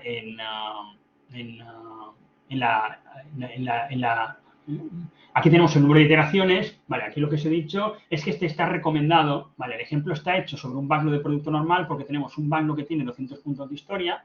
Si os fijáis aquí, tenemos 15 iteraciones y tenemos una velocidad estimada de 13 puntos de historia por iteración, ¿no? Entonces, esto nos llevaría a decir que necesitamos unas 15 iteraciones para completar este proyecto, ¿de acuerdo? Y en rojo tendríamos, digamos, lo que va siendo el avance real, ¿no? Este es el progreso ideal y esto es realmente el actual, lo que está ocurriendo, ¿no? Entonces, nosotros, si esto lo vamos haciendo al final de cada iteración, fijaros qué forma tan sencilla, ¿vale?, de llevar controlado cuál es el progreso real de nuestro proyecto y qué es lo que nos falta por hacer, ¿vale? Este tipo de diagrama, que es el diagrama de quemado hacia abajo, está recomendado, bueno, yo lo recomiendo para llevar a cabo el seguimiento del backlog de la iteración, porque el backlog de la iteración, ¿vale?, no se modifica.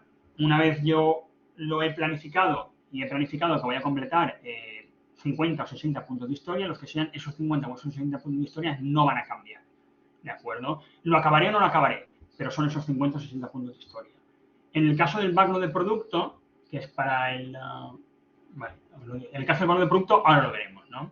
Entonces, respecto al diagrama, del diagrama hacia abajo, aquí sucede lo mismo. Tenemos en gris el plan inicial y en negrita el desempeño actual. ¿Qué está pasando? ¿Qué nos dice este diagrama a simple vista? ¿Qué nos está diciendo?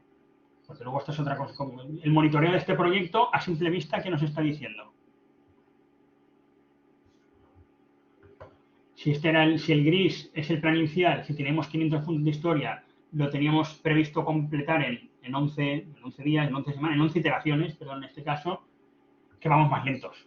¿Vale? Vamos quemando puntos de historia a menor velocidad de lo que teníamos planificado. ¿Vale? Aquí los puntos de historia los estamos quemando a menor velocidad de lo que teníamos planificado. Vamos por detrás de lo previsto. Sin embargo, si el diagrama de quemado tiene este aspecto, ¿vale? Aquí, ¿qué nos estaría indicando? ¿Vale? Aquí nos está indicando que estamos quemando los puntos de historia más a prisa, ¿vale? de lo que teníamos previsto. Entonces, el board down chart pues nos está diciendo eso. El concepto es muy gráfico, diagrama de quemado. Se ve, ¿verdad? No sé si veis lo sencillo que resulta un seguimiento de... Al final esto responde un poco a la idea que os comentaba el otro día, ¿no? ¿Qué es lo que quiere saber un cliente? Un cliente lo que quiere saber es si estamos en tiempo, lo que va a tardar en acabarse el proyecto, ¿de acuerdo? Pues bueno, aquí lo vemos muy rápidamente. Además, toda esta información en un entorno ágil está disponible para todo el mundo, ¿vale? Están colgados al lado de los tableros y es muy fácil, no hay que ni siquiera pedirla, tiene que estar disponible, ¿no? Un informe de un superior puede ser hacer una foto al diagrama que tenemos colgado en la pizarra y se la mandas y ya sabes cómo va el proyecto, ¿vale? Que es el otro es un diagrama de quemado hacia abajo. Lo que tenemos es un diagrama de quemado hacia arriba, un burn up, el otro es un burn down, ¿vale? Este es el que es más recomendable, ¿vale? Para llevar a cabo el seguimiento del proyecto, ¿vale? Porque el seguimiento del proyecto, que tomaría en consideración el backlog del producto, aquí si lo veis, ¿vale? Aquí ¿qué ha pasado? Aquí tenemos un total de 200 puntos de historia, una velocidad estimada de 13 y una interacción de 15, ¿no? Aquí se acabará el proyecto en el momento en que los dos puntos, en las dos líneas se crucen. Aquí tenía estimado que inicialmente iba a necesitar de 15 iteraciones para completar el proyecto, ¿no? Y aquí lo que ha pasado con el proyecto es que el backlog del producto inicialmente son 200 puntos de historia, pero que hay un momento en que por lo que sea, ¿vale? Ese tamaño del backlog del producto va aumentando. Eso puede querer decir que o bien he metido más funcionalidades y más características, o bien me estoy dando cuenta de que esas funcionalidades o esas características requieren mayor esfuerzo del que había previsto inicialmente. De ahí esta subida. Y luego hay una bajada. Eso puede querer decir lo contrario. O que he quitado funcionalidades, puntos de historia, o que me he dado cuenta que las había sobreestimado y como voy refinando, acordaos que el backlog es un elemento vivo, ¿vale? Que está en constante cambio, lo que sucede es que lo voy actualizando, ¿no? ¿Se ve esto? ¿Vale? Con el diagrama de quemado, ver esto es un poco más, estos cambios resultan más complicados, sería más engorroso, tendría que ser por la parte de abajo. Entonces, este diagrama hacia arriba es más fácil y estamos monitoreando el progreso del proyecto, y el otro nos serviría para llevar a cabo un monitoreo del progreso de la iteración. El propio equipo lo hace, eso es una cosa que si hablamos de Scrum, lo veremos, el propio equipo es el que tiene la obligación de alguna manera monitorearse, ¿no? El avance de la iteración. Yo no lo entiendo. Vale, vale, pues aquí lo que tenemos, ¿alguien lo ha entendido y lo quiere explicar él? Venga. Bueno, ¿alguien lo ha entendido? Y luego le pregunta, ¿lo queréis explicar vosotros? A ver si es que lo he explicado yo muy mal o... ¿No lo ha entendido nadie? ¿Nadie? Bueno, Reggie, pues menos mal que has preguntado. Menos mal. Bueno, aquí, Reggie, si te fijas, lo que tenemos es exactamente... Lo primero que tenemos es el backlog de producto, ¿vale? O sea, tenemos los dos aquí, representados por esta línea negra, ¿vale? Este es el valor del proyecto, esto es el backlog del producto. El backlog del producto sabemos lo que es, ¿verdad? Que está estimado en 200 puntos de historia, ¿de acuerdo? Esto es el trabajo estimado para completar ese backlog de producto, ¿de acuerdo? Aquí abajo tenemos las iteraciones, que serán de las semanas que nosotros consideremos, por los sprints, ¿vale? Pero son iteraciones. ¿Y aquí qué sucede? Si te fijas, lo bueno de este diagrama, lo que aporta respecto del otro, es que conforme voy avanzando, aquí el backlog del producto siempre vale lo mismo, hasta que 200 puntos, 200 puntos, 200 puntos, hasta que llega un punto aquí, en el sprint 6, ¿vale? Que de 200 pasa a 240. Es decir, ha aumentado de valor. Antes el esfuerzo que he requerido eran 200 puntos de historia y ahora van a ser 240. ¿Por qué? Pues por lo que estoy comentando aquí. O algo que no, o hay algo que no había estimado bien, o me he dado cuenta al hacer una estimación que requiere más esfuerzo de lo que inicialmente tenía previsto. Por eso hay una subida. A ver, esto es habitual, es un backlog de productos, es un elemento vivo, ¿vale? Y aquí pues sigo refinando, pues no, en vez de, yo creía que eran 200, son 240, o a lo mejor es que el cliente ha decidido poner más funcionalidades. Ahora quiero, además, que incluya esto y esto también, con lo cual mi backlog de producto se hace más grande, ¿vale? Esta es la chepa esta, y luego baja por el mismo motivo, ¿vale? Porque o bien lo había sobreestimado y luego avanzo en el proyecto, me doy cuenta que el proyecto a lo mejor es más sencillo de lo que aparentemente, de lo que inicialmente era y pues mira, pues no es tan complicado, requiere menos esfuerzo, ¿de acuerdo? O simplemente el cliente dice, voy a quitar funcionalidades, esta funcionalidad no la quiero, esta característica no la quiero. ¿Se entiende la línea negra esta? Vamos por partes. Vale. Y ahora lo que tenemos aquí, si esta línea de aquí marca, digamos, el objetivo, ¿vale? Aquí lo que tenemos es el progreso ideal, el estimado que tenía inicialmente, que como es un diagrama de quemado hacia arriba, los puntos de historia no se queman hacia abajo, se queman hacia arriba. Es decir, voy acumulándolos, voy sumándolos. Y aquí lo que tengo es, si te fijas, inicialmente tenía 200 puntos de historia, que es esta línea de aquí, esta de aquí, ¿vale? Y a 13 puntos de historia necesitaba 15 iteraciones, ¿vale? Con lo cual, la línea azul cortaba, es como una curva SP, sí, es similar a una curva SP, sí, en ese aspecto funciona como una curva SP, ¿vale? Cruzaba aquí, en la línea negra, ¿vale? Esto, digamos, es el estimado inicial, el progreso ideal. Si todo fuera bien, si yo fuera capaz de hacer 15 iteraciones, si mi equipo fuera capaz de funcionar 15 iteraciones a 13 puntos de historia, ¿vale? Necesitaría 15 iteraciones para completar el proyecto. ¿Se entiende? Es lo que representa la parte azul. Para completar los 200 puntos de historia, a una velocidad de 13 puntos de historia por iteración, necesito 15 iteraciones. ¿Ok? La parte azul también se entiende, ¿verdad?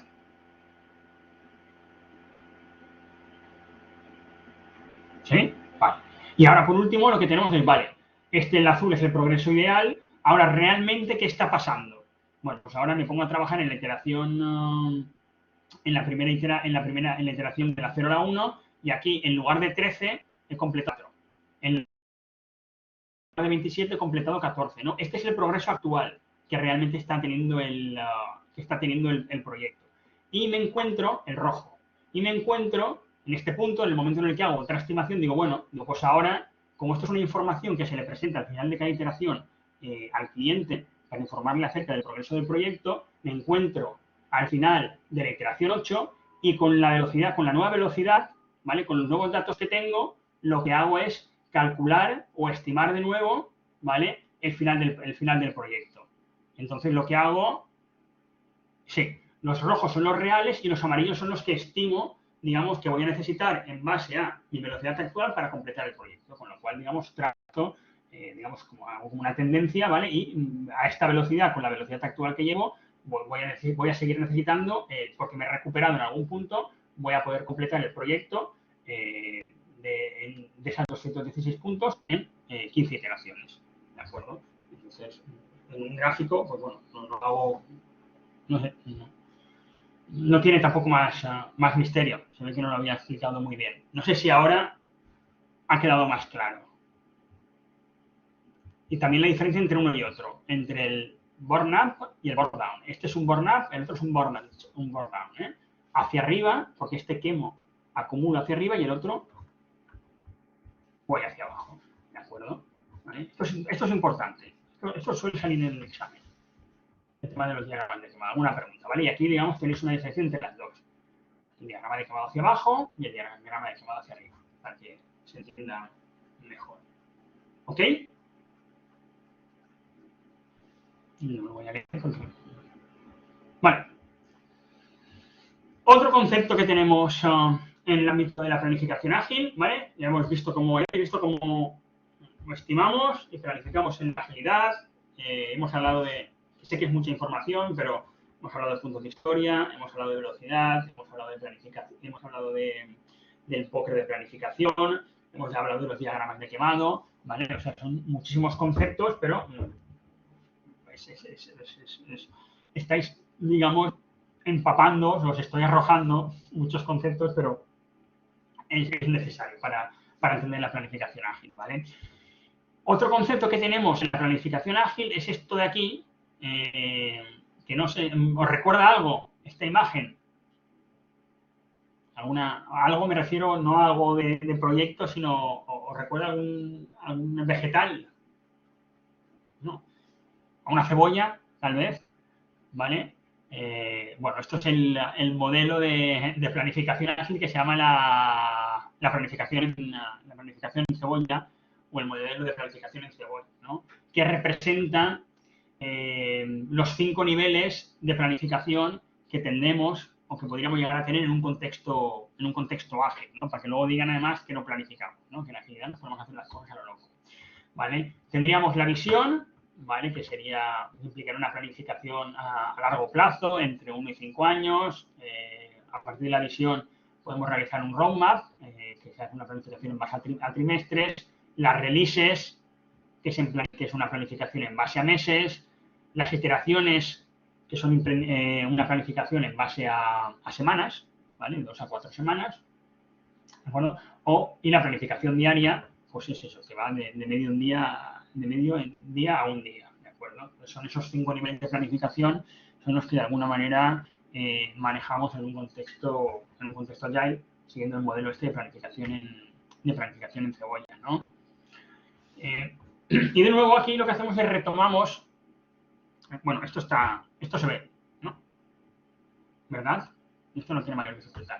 Y desde aquí retomamos un poco el concepto de los backlogs, pero ahora lo que vamos a hacer es meter otro nivel de backlog. Es decir, aquí siempre vamos trabajando con esos backlogs que nos sirven para, de alguna manera, planificar, ¿no? Antes estamos planificando el proyecto y el proyecto lo descomponíamos en iteraciones, ¿de acuerdo? Ahora aquí lo que vamos a hacer es meter otra capa que serían las releases, ¿no? La planificación de las releases. Roadmap es otra cosa que lo vamos a ver. Entonces, ¿qué es lo que tenemos? Tenemos un backlog de producto que de alguna manera lo que haría sería representar, pues, o a partir de esa visión del producto, del proyecto, del servicio que queremos entregar, ¿no? Con todas esas funcionalidades o esas características. Acordaros que tiene el sentido de que es variable, de que se va moviendo, de que, bueno, ahora ya sabéis cómo estaría estimado, pues las partes de los elementos de arriba estarían más definidos, los de abajo pues mucho menos definidos porque son aquellos que no son prioritarios y que van a ir cambiando y bueno, no vamos a perder el tiempo definiendo esta parte de aquí abajo, nos vamos a centrar en la parte de aquí arriba, ¿vale? Pero bueno, tenemos un backlog de producto con todo lo que ello implica a un año vista, ¿vale? De todo lo que inicialmente nosotros pensamos que podría incluir.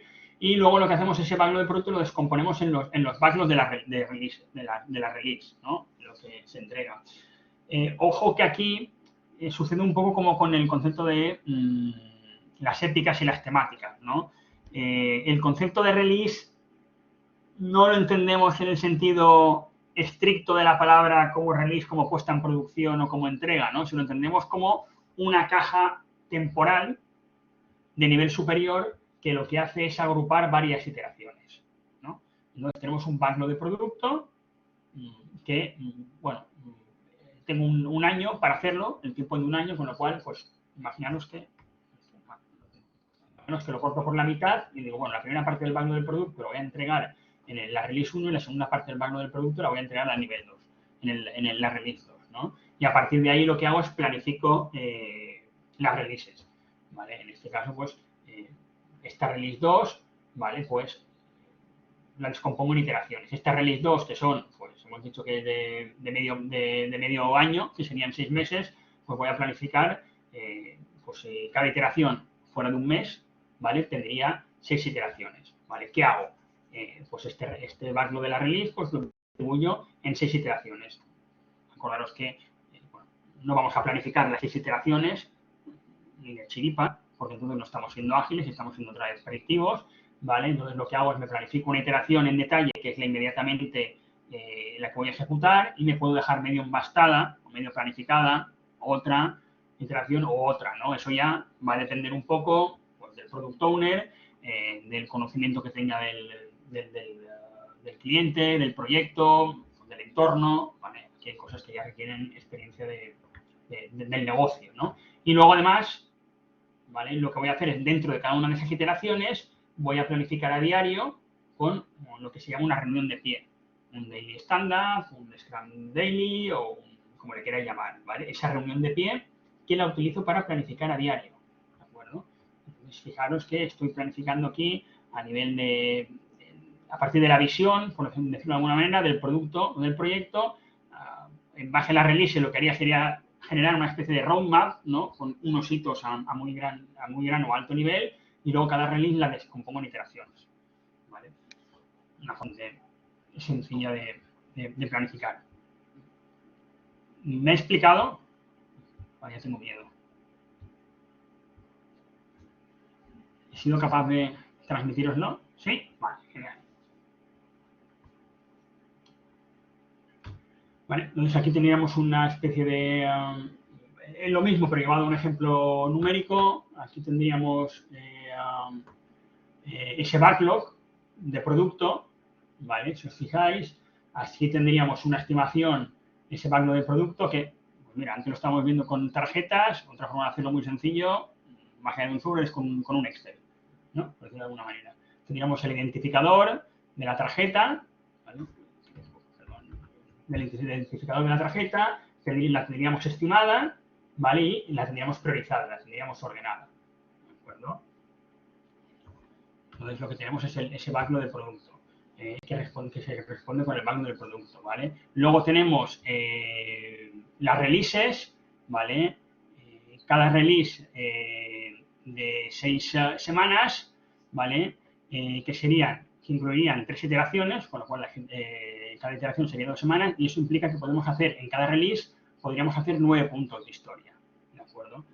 Tenemos un estimado por release, ya no por iteración, un acumulado por release de 9 puntos de historia, ¿no? Entonces, aquí de lo que se trataría ahora es, bueno, pues entonces, en la primera release, ¿qué historias de usuario podríamos completar? Estamos hablando de nivel de release, no estaríamos hablando de nivel de iteraciones. Luego ya, de la release lo tendríamos que descomponer en iteraciones, en función de la prioridad, ¿vale? Pues en la primera release, como son hasta 9 puntos de historia, podríamos hacer la 1, la 2, la 3, la 4 y la 5, que suman 3 y 1, 4, 5, 6, 7 y 8, ¿de acuerdo? La historia de usuario, esta la 4, que vale 5 puntos de historia, ya no la cogería o ya no la estimaría inicialmente porque son 5 y 8 y 5, ¿vale? Ya son 13 puntos de historia y la capacidad que yo tengo estimada, ¿vale? De 9 puntos de historia por release, ¿no? Entonces, el resto, ¿vale? Como cada release tengo estimados que son 9 puntos de historia, lo repartiría en otras releases, ¿no? Y un poco de esta manera, ¿vale? Si os fijáis, ¿vale? Lo que haría sería llevar a cabo la planificación. Y luego, dentro de la release, cada release son 3 iteraciones, ¿de acuerdo? 3 iteraciones que son 2 semanas, ¿vale? Pues me repartiría los puntos en las 3 iteraciones, ¿no? Tendría una primera iteración que sería esta historia de usuario, la número 7, que son 3 puntos. Luego haría una segunda iteración que tendría la 2, la 3 y la 4, que es de un punto de historia cada uno. Y una tercera iteración dentro de la primera release, que sería la historia de usuario esta de aquí, ¿vale? Y de una forma así, pues es como llevaría a cabo una planificación, ¿vale? Bastante sencilla, bastante más rápida que lo que podría ser una planificación normal. ¿Cómo lo veis? ¿Lo veis?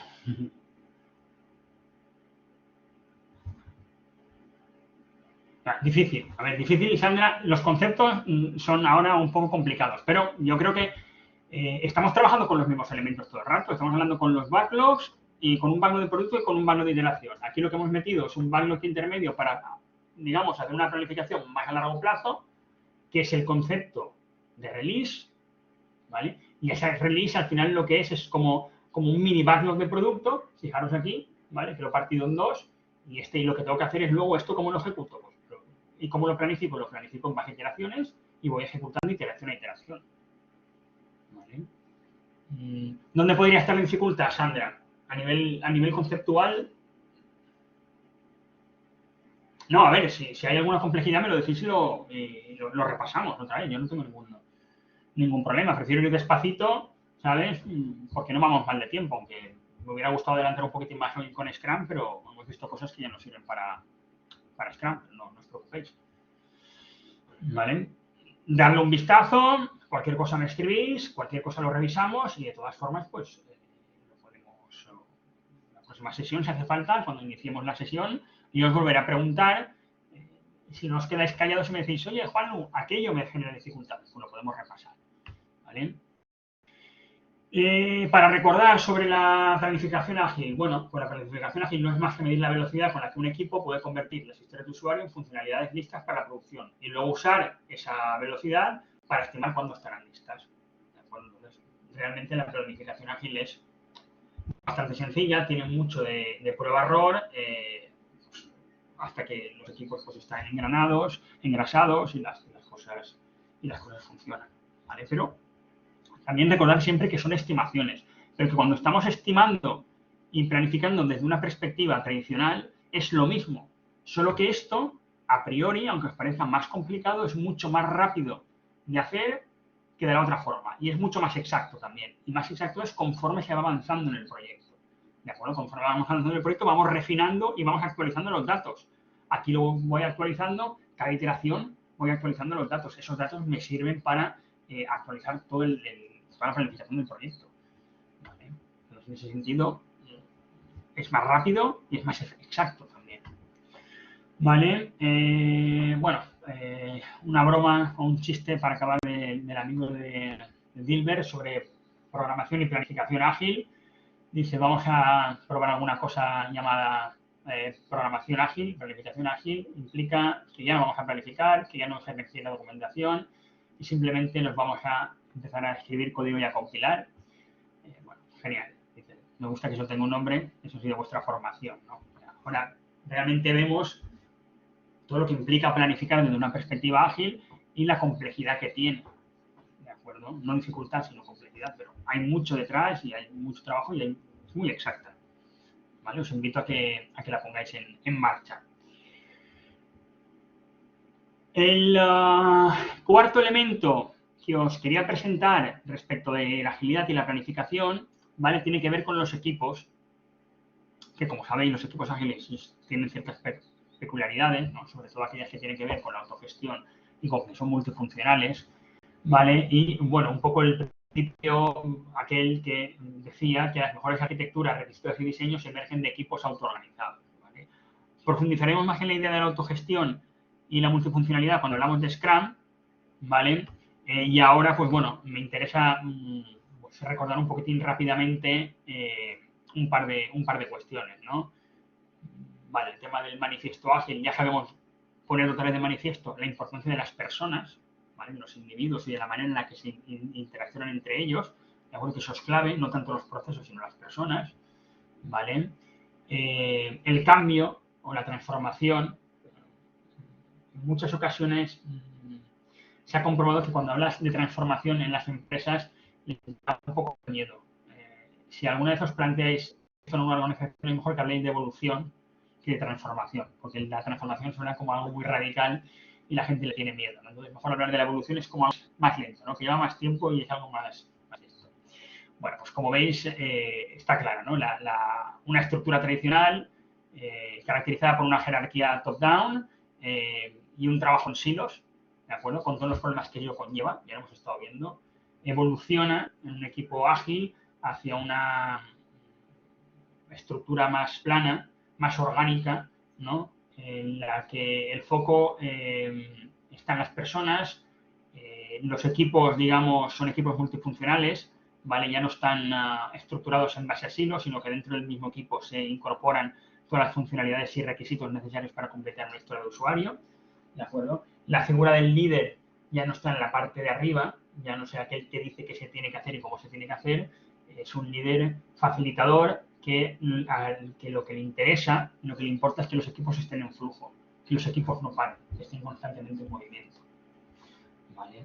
Esa es la clave, la importancia de esto. Y un poco, con la imagen esta, lo que quería poner de manifiesto, que es una idea que ya os he comentado, es cómo se estructura el trabajo por equipos desde una perspectiva ágil, ¿no? Ya os lo comentamos, hablamos desde una perspectiva tradicional, un equipo de gestión de proyectos es una estructura temporal que va a desaparecer una vez se concluye el proyecto. Si una vez concluido el proyecto el equipo se rompe y desaparece y cada persona vuelve a su departamento dentro de la organización, todo el esfuerzo, todo el trabajo, todo el conocimiento y la experiencia ganada por el equipo, de alguna manera se rompe y se pierde, ¿no? Esto en las grandes empresas, bueno, en las empresas se hace habitualmente porque tratas de montar el mejor equipo para encarar el proyecto o para abordar el proyecto, ¿no? Pero cuando montas el mejor equipo siempre vas a tener una persona del pool de recursos que tienes, de la bolsa de personas, de equipos que tienes, que va a estar en otro proyecto, que no va a estar disponible o va a pasar cualquier cosa, ¿no? Con lo cual no tiene mucho sentido que cada vez desmonte y monte los equipos buscando el equipo perfecto, ¿vale? Es más lo que pierdo que lo que gano, ¿no? Entonces la agilidad se da cuenta de esto y lo que hace es, en lugar de... me hace falta poner una imagen al lado para pintarlo de la otra manera, pero en lugar de tener una bolsa de equipos y de esa bolsa, una bolsa de personas, y de la bolsa de personas seleccionar las personas que forman un equipo y ese equipo que aborde el proyecto, ¿de acuerdo? Con lo cual cada vez tengo que desmontar y montar equipos, desmontar y montar equipos, lo que hago, o lo que desde una perspectiva ágil, lo que tengo es un backlog en el que recojo todos los proyectos, por decirlo de alguna manera, los proyectos me van entrando, ¿vale? Y lo que hago es que los proyectos los descompongo en funcionalidades, en características, ¿vale? Y los distribuyo a unos equipos que son estables, ¿de acuerdo? Estos equipos pueden estar más o menos especializados, se van a ir especializando con el tiempo en determinados proyectos, en determinadas funcionalidades dentro de los proyectos, ¿vale? Sí, eso tiene que ver con la escalabilidad de la agilidad, Rodrigo, ¿vale? Pero no desmonto y monto proyectos. Aquí aprovecho el potencial del equipo en su al máximo, ¿no? Y es así de sencillo, pero es un enfoque radicalmente distinto conforme lo hacemos habitualmente, ¿no? También tiene mucho que ver con la forma en la que trabajan las grandes empresas y es una cosa que les está dando dolores de cabeza, ¿no? Las grandes empresas tiran mucho de consultores externos, recurren mucho a pequeñas empresas, a contratistas ¿vale? Y entonces cada vez tienen que incorporar gente distinta a los equipos, ¿vale? Eso hace que los equipos no sean estables, los equipos son muy volátiles, son muy cambiantes y eso no beneficia para nada la agilidad, ¿de acuerdo? Entonces, sin un equipo estable, la agilidad no va a funcionar, porque la base de la agilidad es el equipo y las personas que forman ese equipo, ¿vale? Entonces, es algo muy sencillo, pero es un paradigma completamente distinto, ¿vale? No hago el equipo ex profeso para atacar el equipo o para gestionar el proyecto, ¿vale? Sino que lo que hago es tengo equipos estables y descompongo el proyecto y se lo voy asignando a los distintos equipos, ¿no? Es una forma distinta de trabajar. ¿Se entiende la idea? ¿Veis la diferencia? No sé si os pasa o habéis vivido algo similar, pero es lo habitual.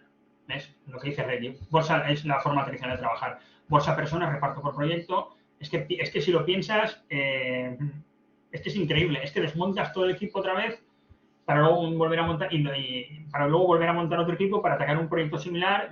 Eso es muy... ¿vale?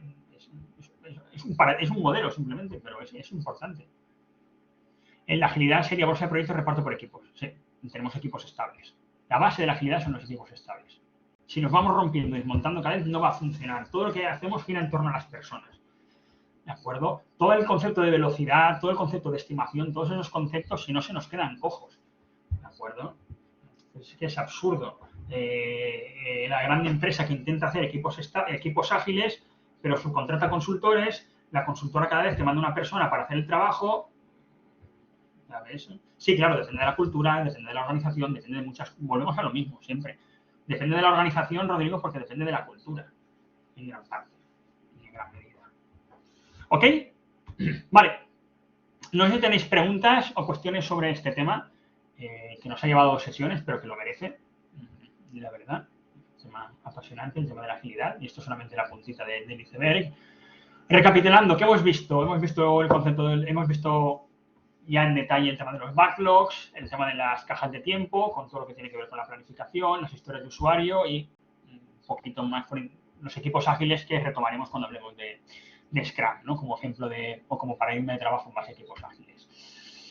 No sé si tenéis alguna pregunta, ¿vale? Yo voy a ir avanzando un poquitín más a prisa porque quiero contaros la tercera y última actividad, ¿vale? ¿Qué necesitas saber para el examen? Importante. ¿Qué es el backlog de producto? ¿De acuerdo? Definición y características de la priorización, el tema de Moscou, el backlog de la iteración o del sprint, la definición y las características, el concepto de historia de usuario, concepto, composición y beneficios, las cajas de tiempo, qué propósito tienen, la definición y sus características, ¿vale? La planificación ágil es diferencias con la planificación tradicional, cómo se hace, ¿vale? Básicamente lo que hemos visto de estimación y velocidad, los diagramas de quemado, acordaros que hay burn up y burn down, ¿vale? La cebolla de planificación ágil, con esos 5 niveles o capas de planificación que implican, cómo están relacionadas, sobre todo iteraciones y releases, y respecto a los equipos ágiles, las características que hemos ido repitiendo, multifuncionales, autogestionados y este paradigma de la gestión por equipos en lugar de la gestión por proyectos. Sí, todo, pero aquí lo tenéis resumido para que no se os olvide nada. Aquí tenéis, si sabéis esto, el tema lo tenéis controlado. Entonces, bueno, todo, pero es menos de lo que parece. Que yo hablo mucho y cuando voy contando anécdotas por ahí, pero sí, a ver, para que quede constancia, ¿vale? Son conceptos e ideas generales. Vale. Vale. Y entonces, os he dejado subido las diapos de la sesión 5, que era la que quería empezar hoy, la de Scrum. Vale. ¿Qué es esta aquí? Y acabo en nada, acabo en minutos, os libero. Entonces, darle un vistazo, ¿vale? Si tenéis tiempo, ¿vale? Y si no, por favor, sacarlo porque ya queda poquito y toca apretar un poquitín. Vale, sácalo, ¿vale?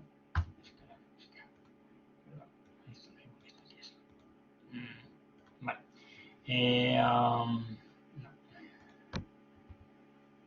Mejor así. Vale, darle un vistazo a los conceptos. Hay un poco de material extra, lo veremos. A ver si lo vemos en una sesión, no, pero en una sesión y media nos da tiempo para verlo. Lo que me interesa de aquí, ¿vale? Es el tema de la actividad, perdona que os vale tanto, de la actividad individual, de la actividad grupal, ¿no? Vale. No, espera, porque me sale esto. Esto no es. Vaya, pues disculpadme, pero no sé por qué no se me ha actualizado no le he actualizado bien la diapositiva. Como he estado tocándolas, pues me he equivocado. Bueno, os lo enseño desde el aula directamente y ya está. Me dejo de lío. Que va a ser más fácil. Vale. Esta de aquí ya la tenéis abierta. No se ve demasiado. Que es la actividad grupal de primera convocatoria. ¿De acuerdo? Entonces, en la actividad grupal de primera convocatoria, yo sé que hay gente que no está en dos cosas. Es una actividad grupal. Los grupos están abiertos para la autoinscripción, máximo grupos de 5 personas. Aprovechar si habéis trabajado en otra asignatura con otros grupos, por ejemplo, con Laura, que estuvisteis haciendo en calidad, podéis recurrir a los mismos grupos, ¿vale? El trabajo, habitualmente, bueno, yo recomiendo hacerlo, es una propuesta de, cuando veamos Scrum, ¿vale? Es una propuesta en la que dice, pues bueno, el grupo de trabajo representa un equipo de especialistas en gestión de proyectos al que se le solicita un estudio sobre la posibilidad de implementar Scrum en el contexto del proyecto objeto de estudio, ¿no? Vale, entonces, yo sé que hay gente que no está haciendo el TFM, ¿vale? Pero el trabajo está pensado para que se haga sobre un trabajo, sobre un proyecto de TFM para simplificaros la vida y que no tengáis que volver a pensar ni hacer ningún trabajo extra en ese sentido, ¿no? Entonces, os juntáis en un grupo, elegís de todos, la gente del grupo, uno de los proyectos de TCM, ¿vale? Y en el contexto de ese proyecto, lo que habría que hacer es pensar sobre si Scrum se puede aplicar, si no se puede aplicar, cómo se podría aplicar, si vale la pena aplicarlo, etcétera, etcétera, ¿no? Entonces, se trata que cuando veamos Scrum, que lo vamos a ver en base a estos 4 elementos, valores de Scrum, roles y responsabilidades, eventos y artefactos, analizar si en el contexto del proyecto tiene sentido aplicar Scrum en base a estos 4 elementos. ¿De acuerdo? Entonces, no es un trabajo súper grande, estamos hablando de unas 12 páginas, una extensión máxima de 12 páginas de extensión de trabajo, máximas, máximas y de trabajo, o sea, sin incluir, ¿vale? Entonces, entre 5 personas, si hacéis grupos de 5 personas, son 2 páginas por persona, ¿de acuerdo? Entonces, lo que sí que busco pues, es la capacidad de análisis, la capacidad de reflexión para ver si lo que os cuente sobre lo que hemos hablado sobre agilidad, ya también se puede aplicar porque al final la agilidad está en la base es la base del Scrum, ¿vale? Pero cuando veamos Scrum, pues un poquitín, pues ver si se puede adaptar o no se puede adaptar, cómo se haría, ¿vale? Un trabajo un poco, pues, como una consultoría para ver, oye, en el contexto de este proyecto, ¿tiene sentido aplicar Scrum? Sí, no, ¿por qué sí, por qué no? ¿Cómo se haría? ¿Vale? Es un trabajo de reflexión, ¿vale? La fecha límite de entrega, bueno, como materiales tenéis en la sección de recursos, tenéis la guía del documento, la guía Scrum del 2020, ¿de acuerdo? Que le podéis dar un vistazo. Entre eso y lo que tenéis en las guías, pues podéis ir tirando, pero que lo veremos, por si queréis adelantar.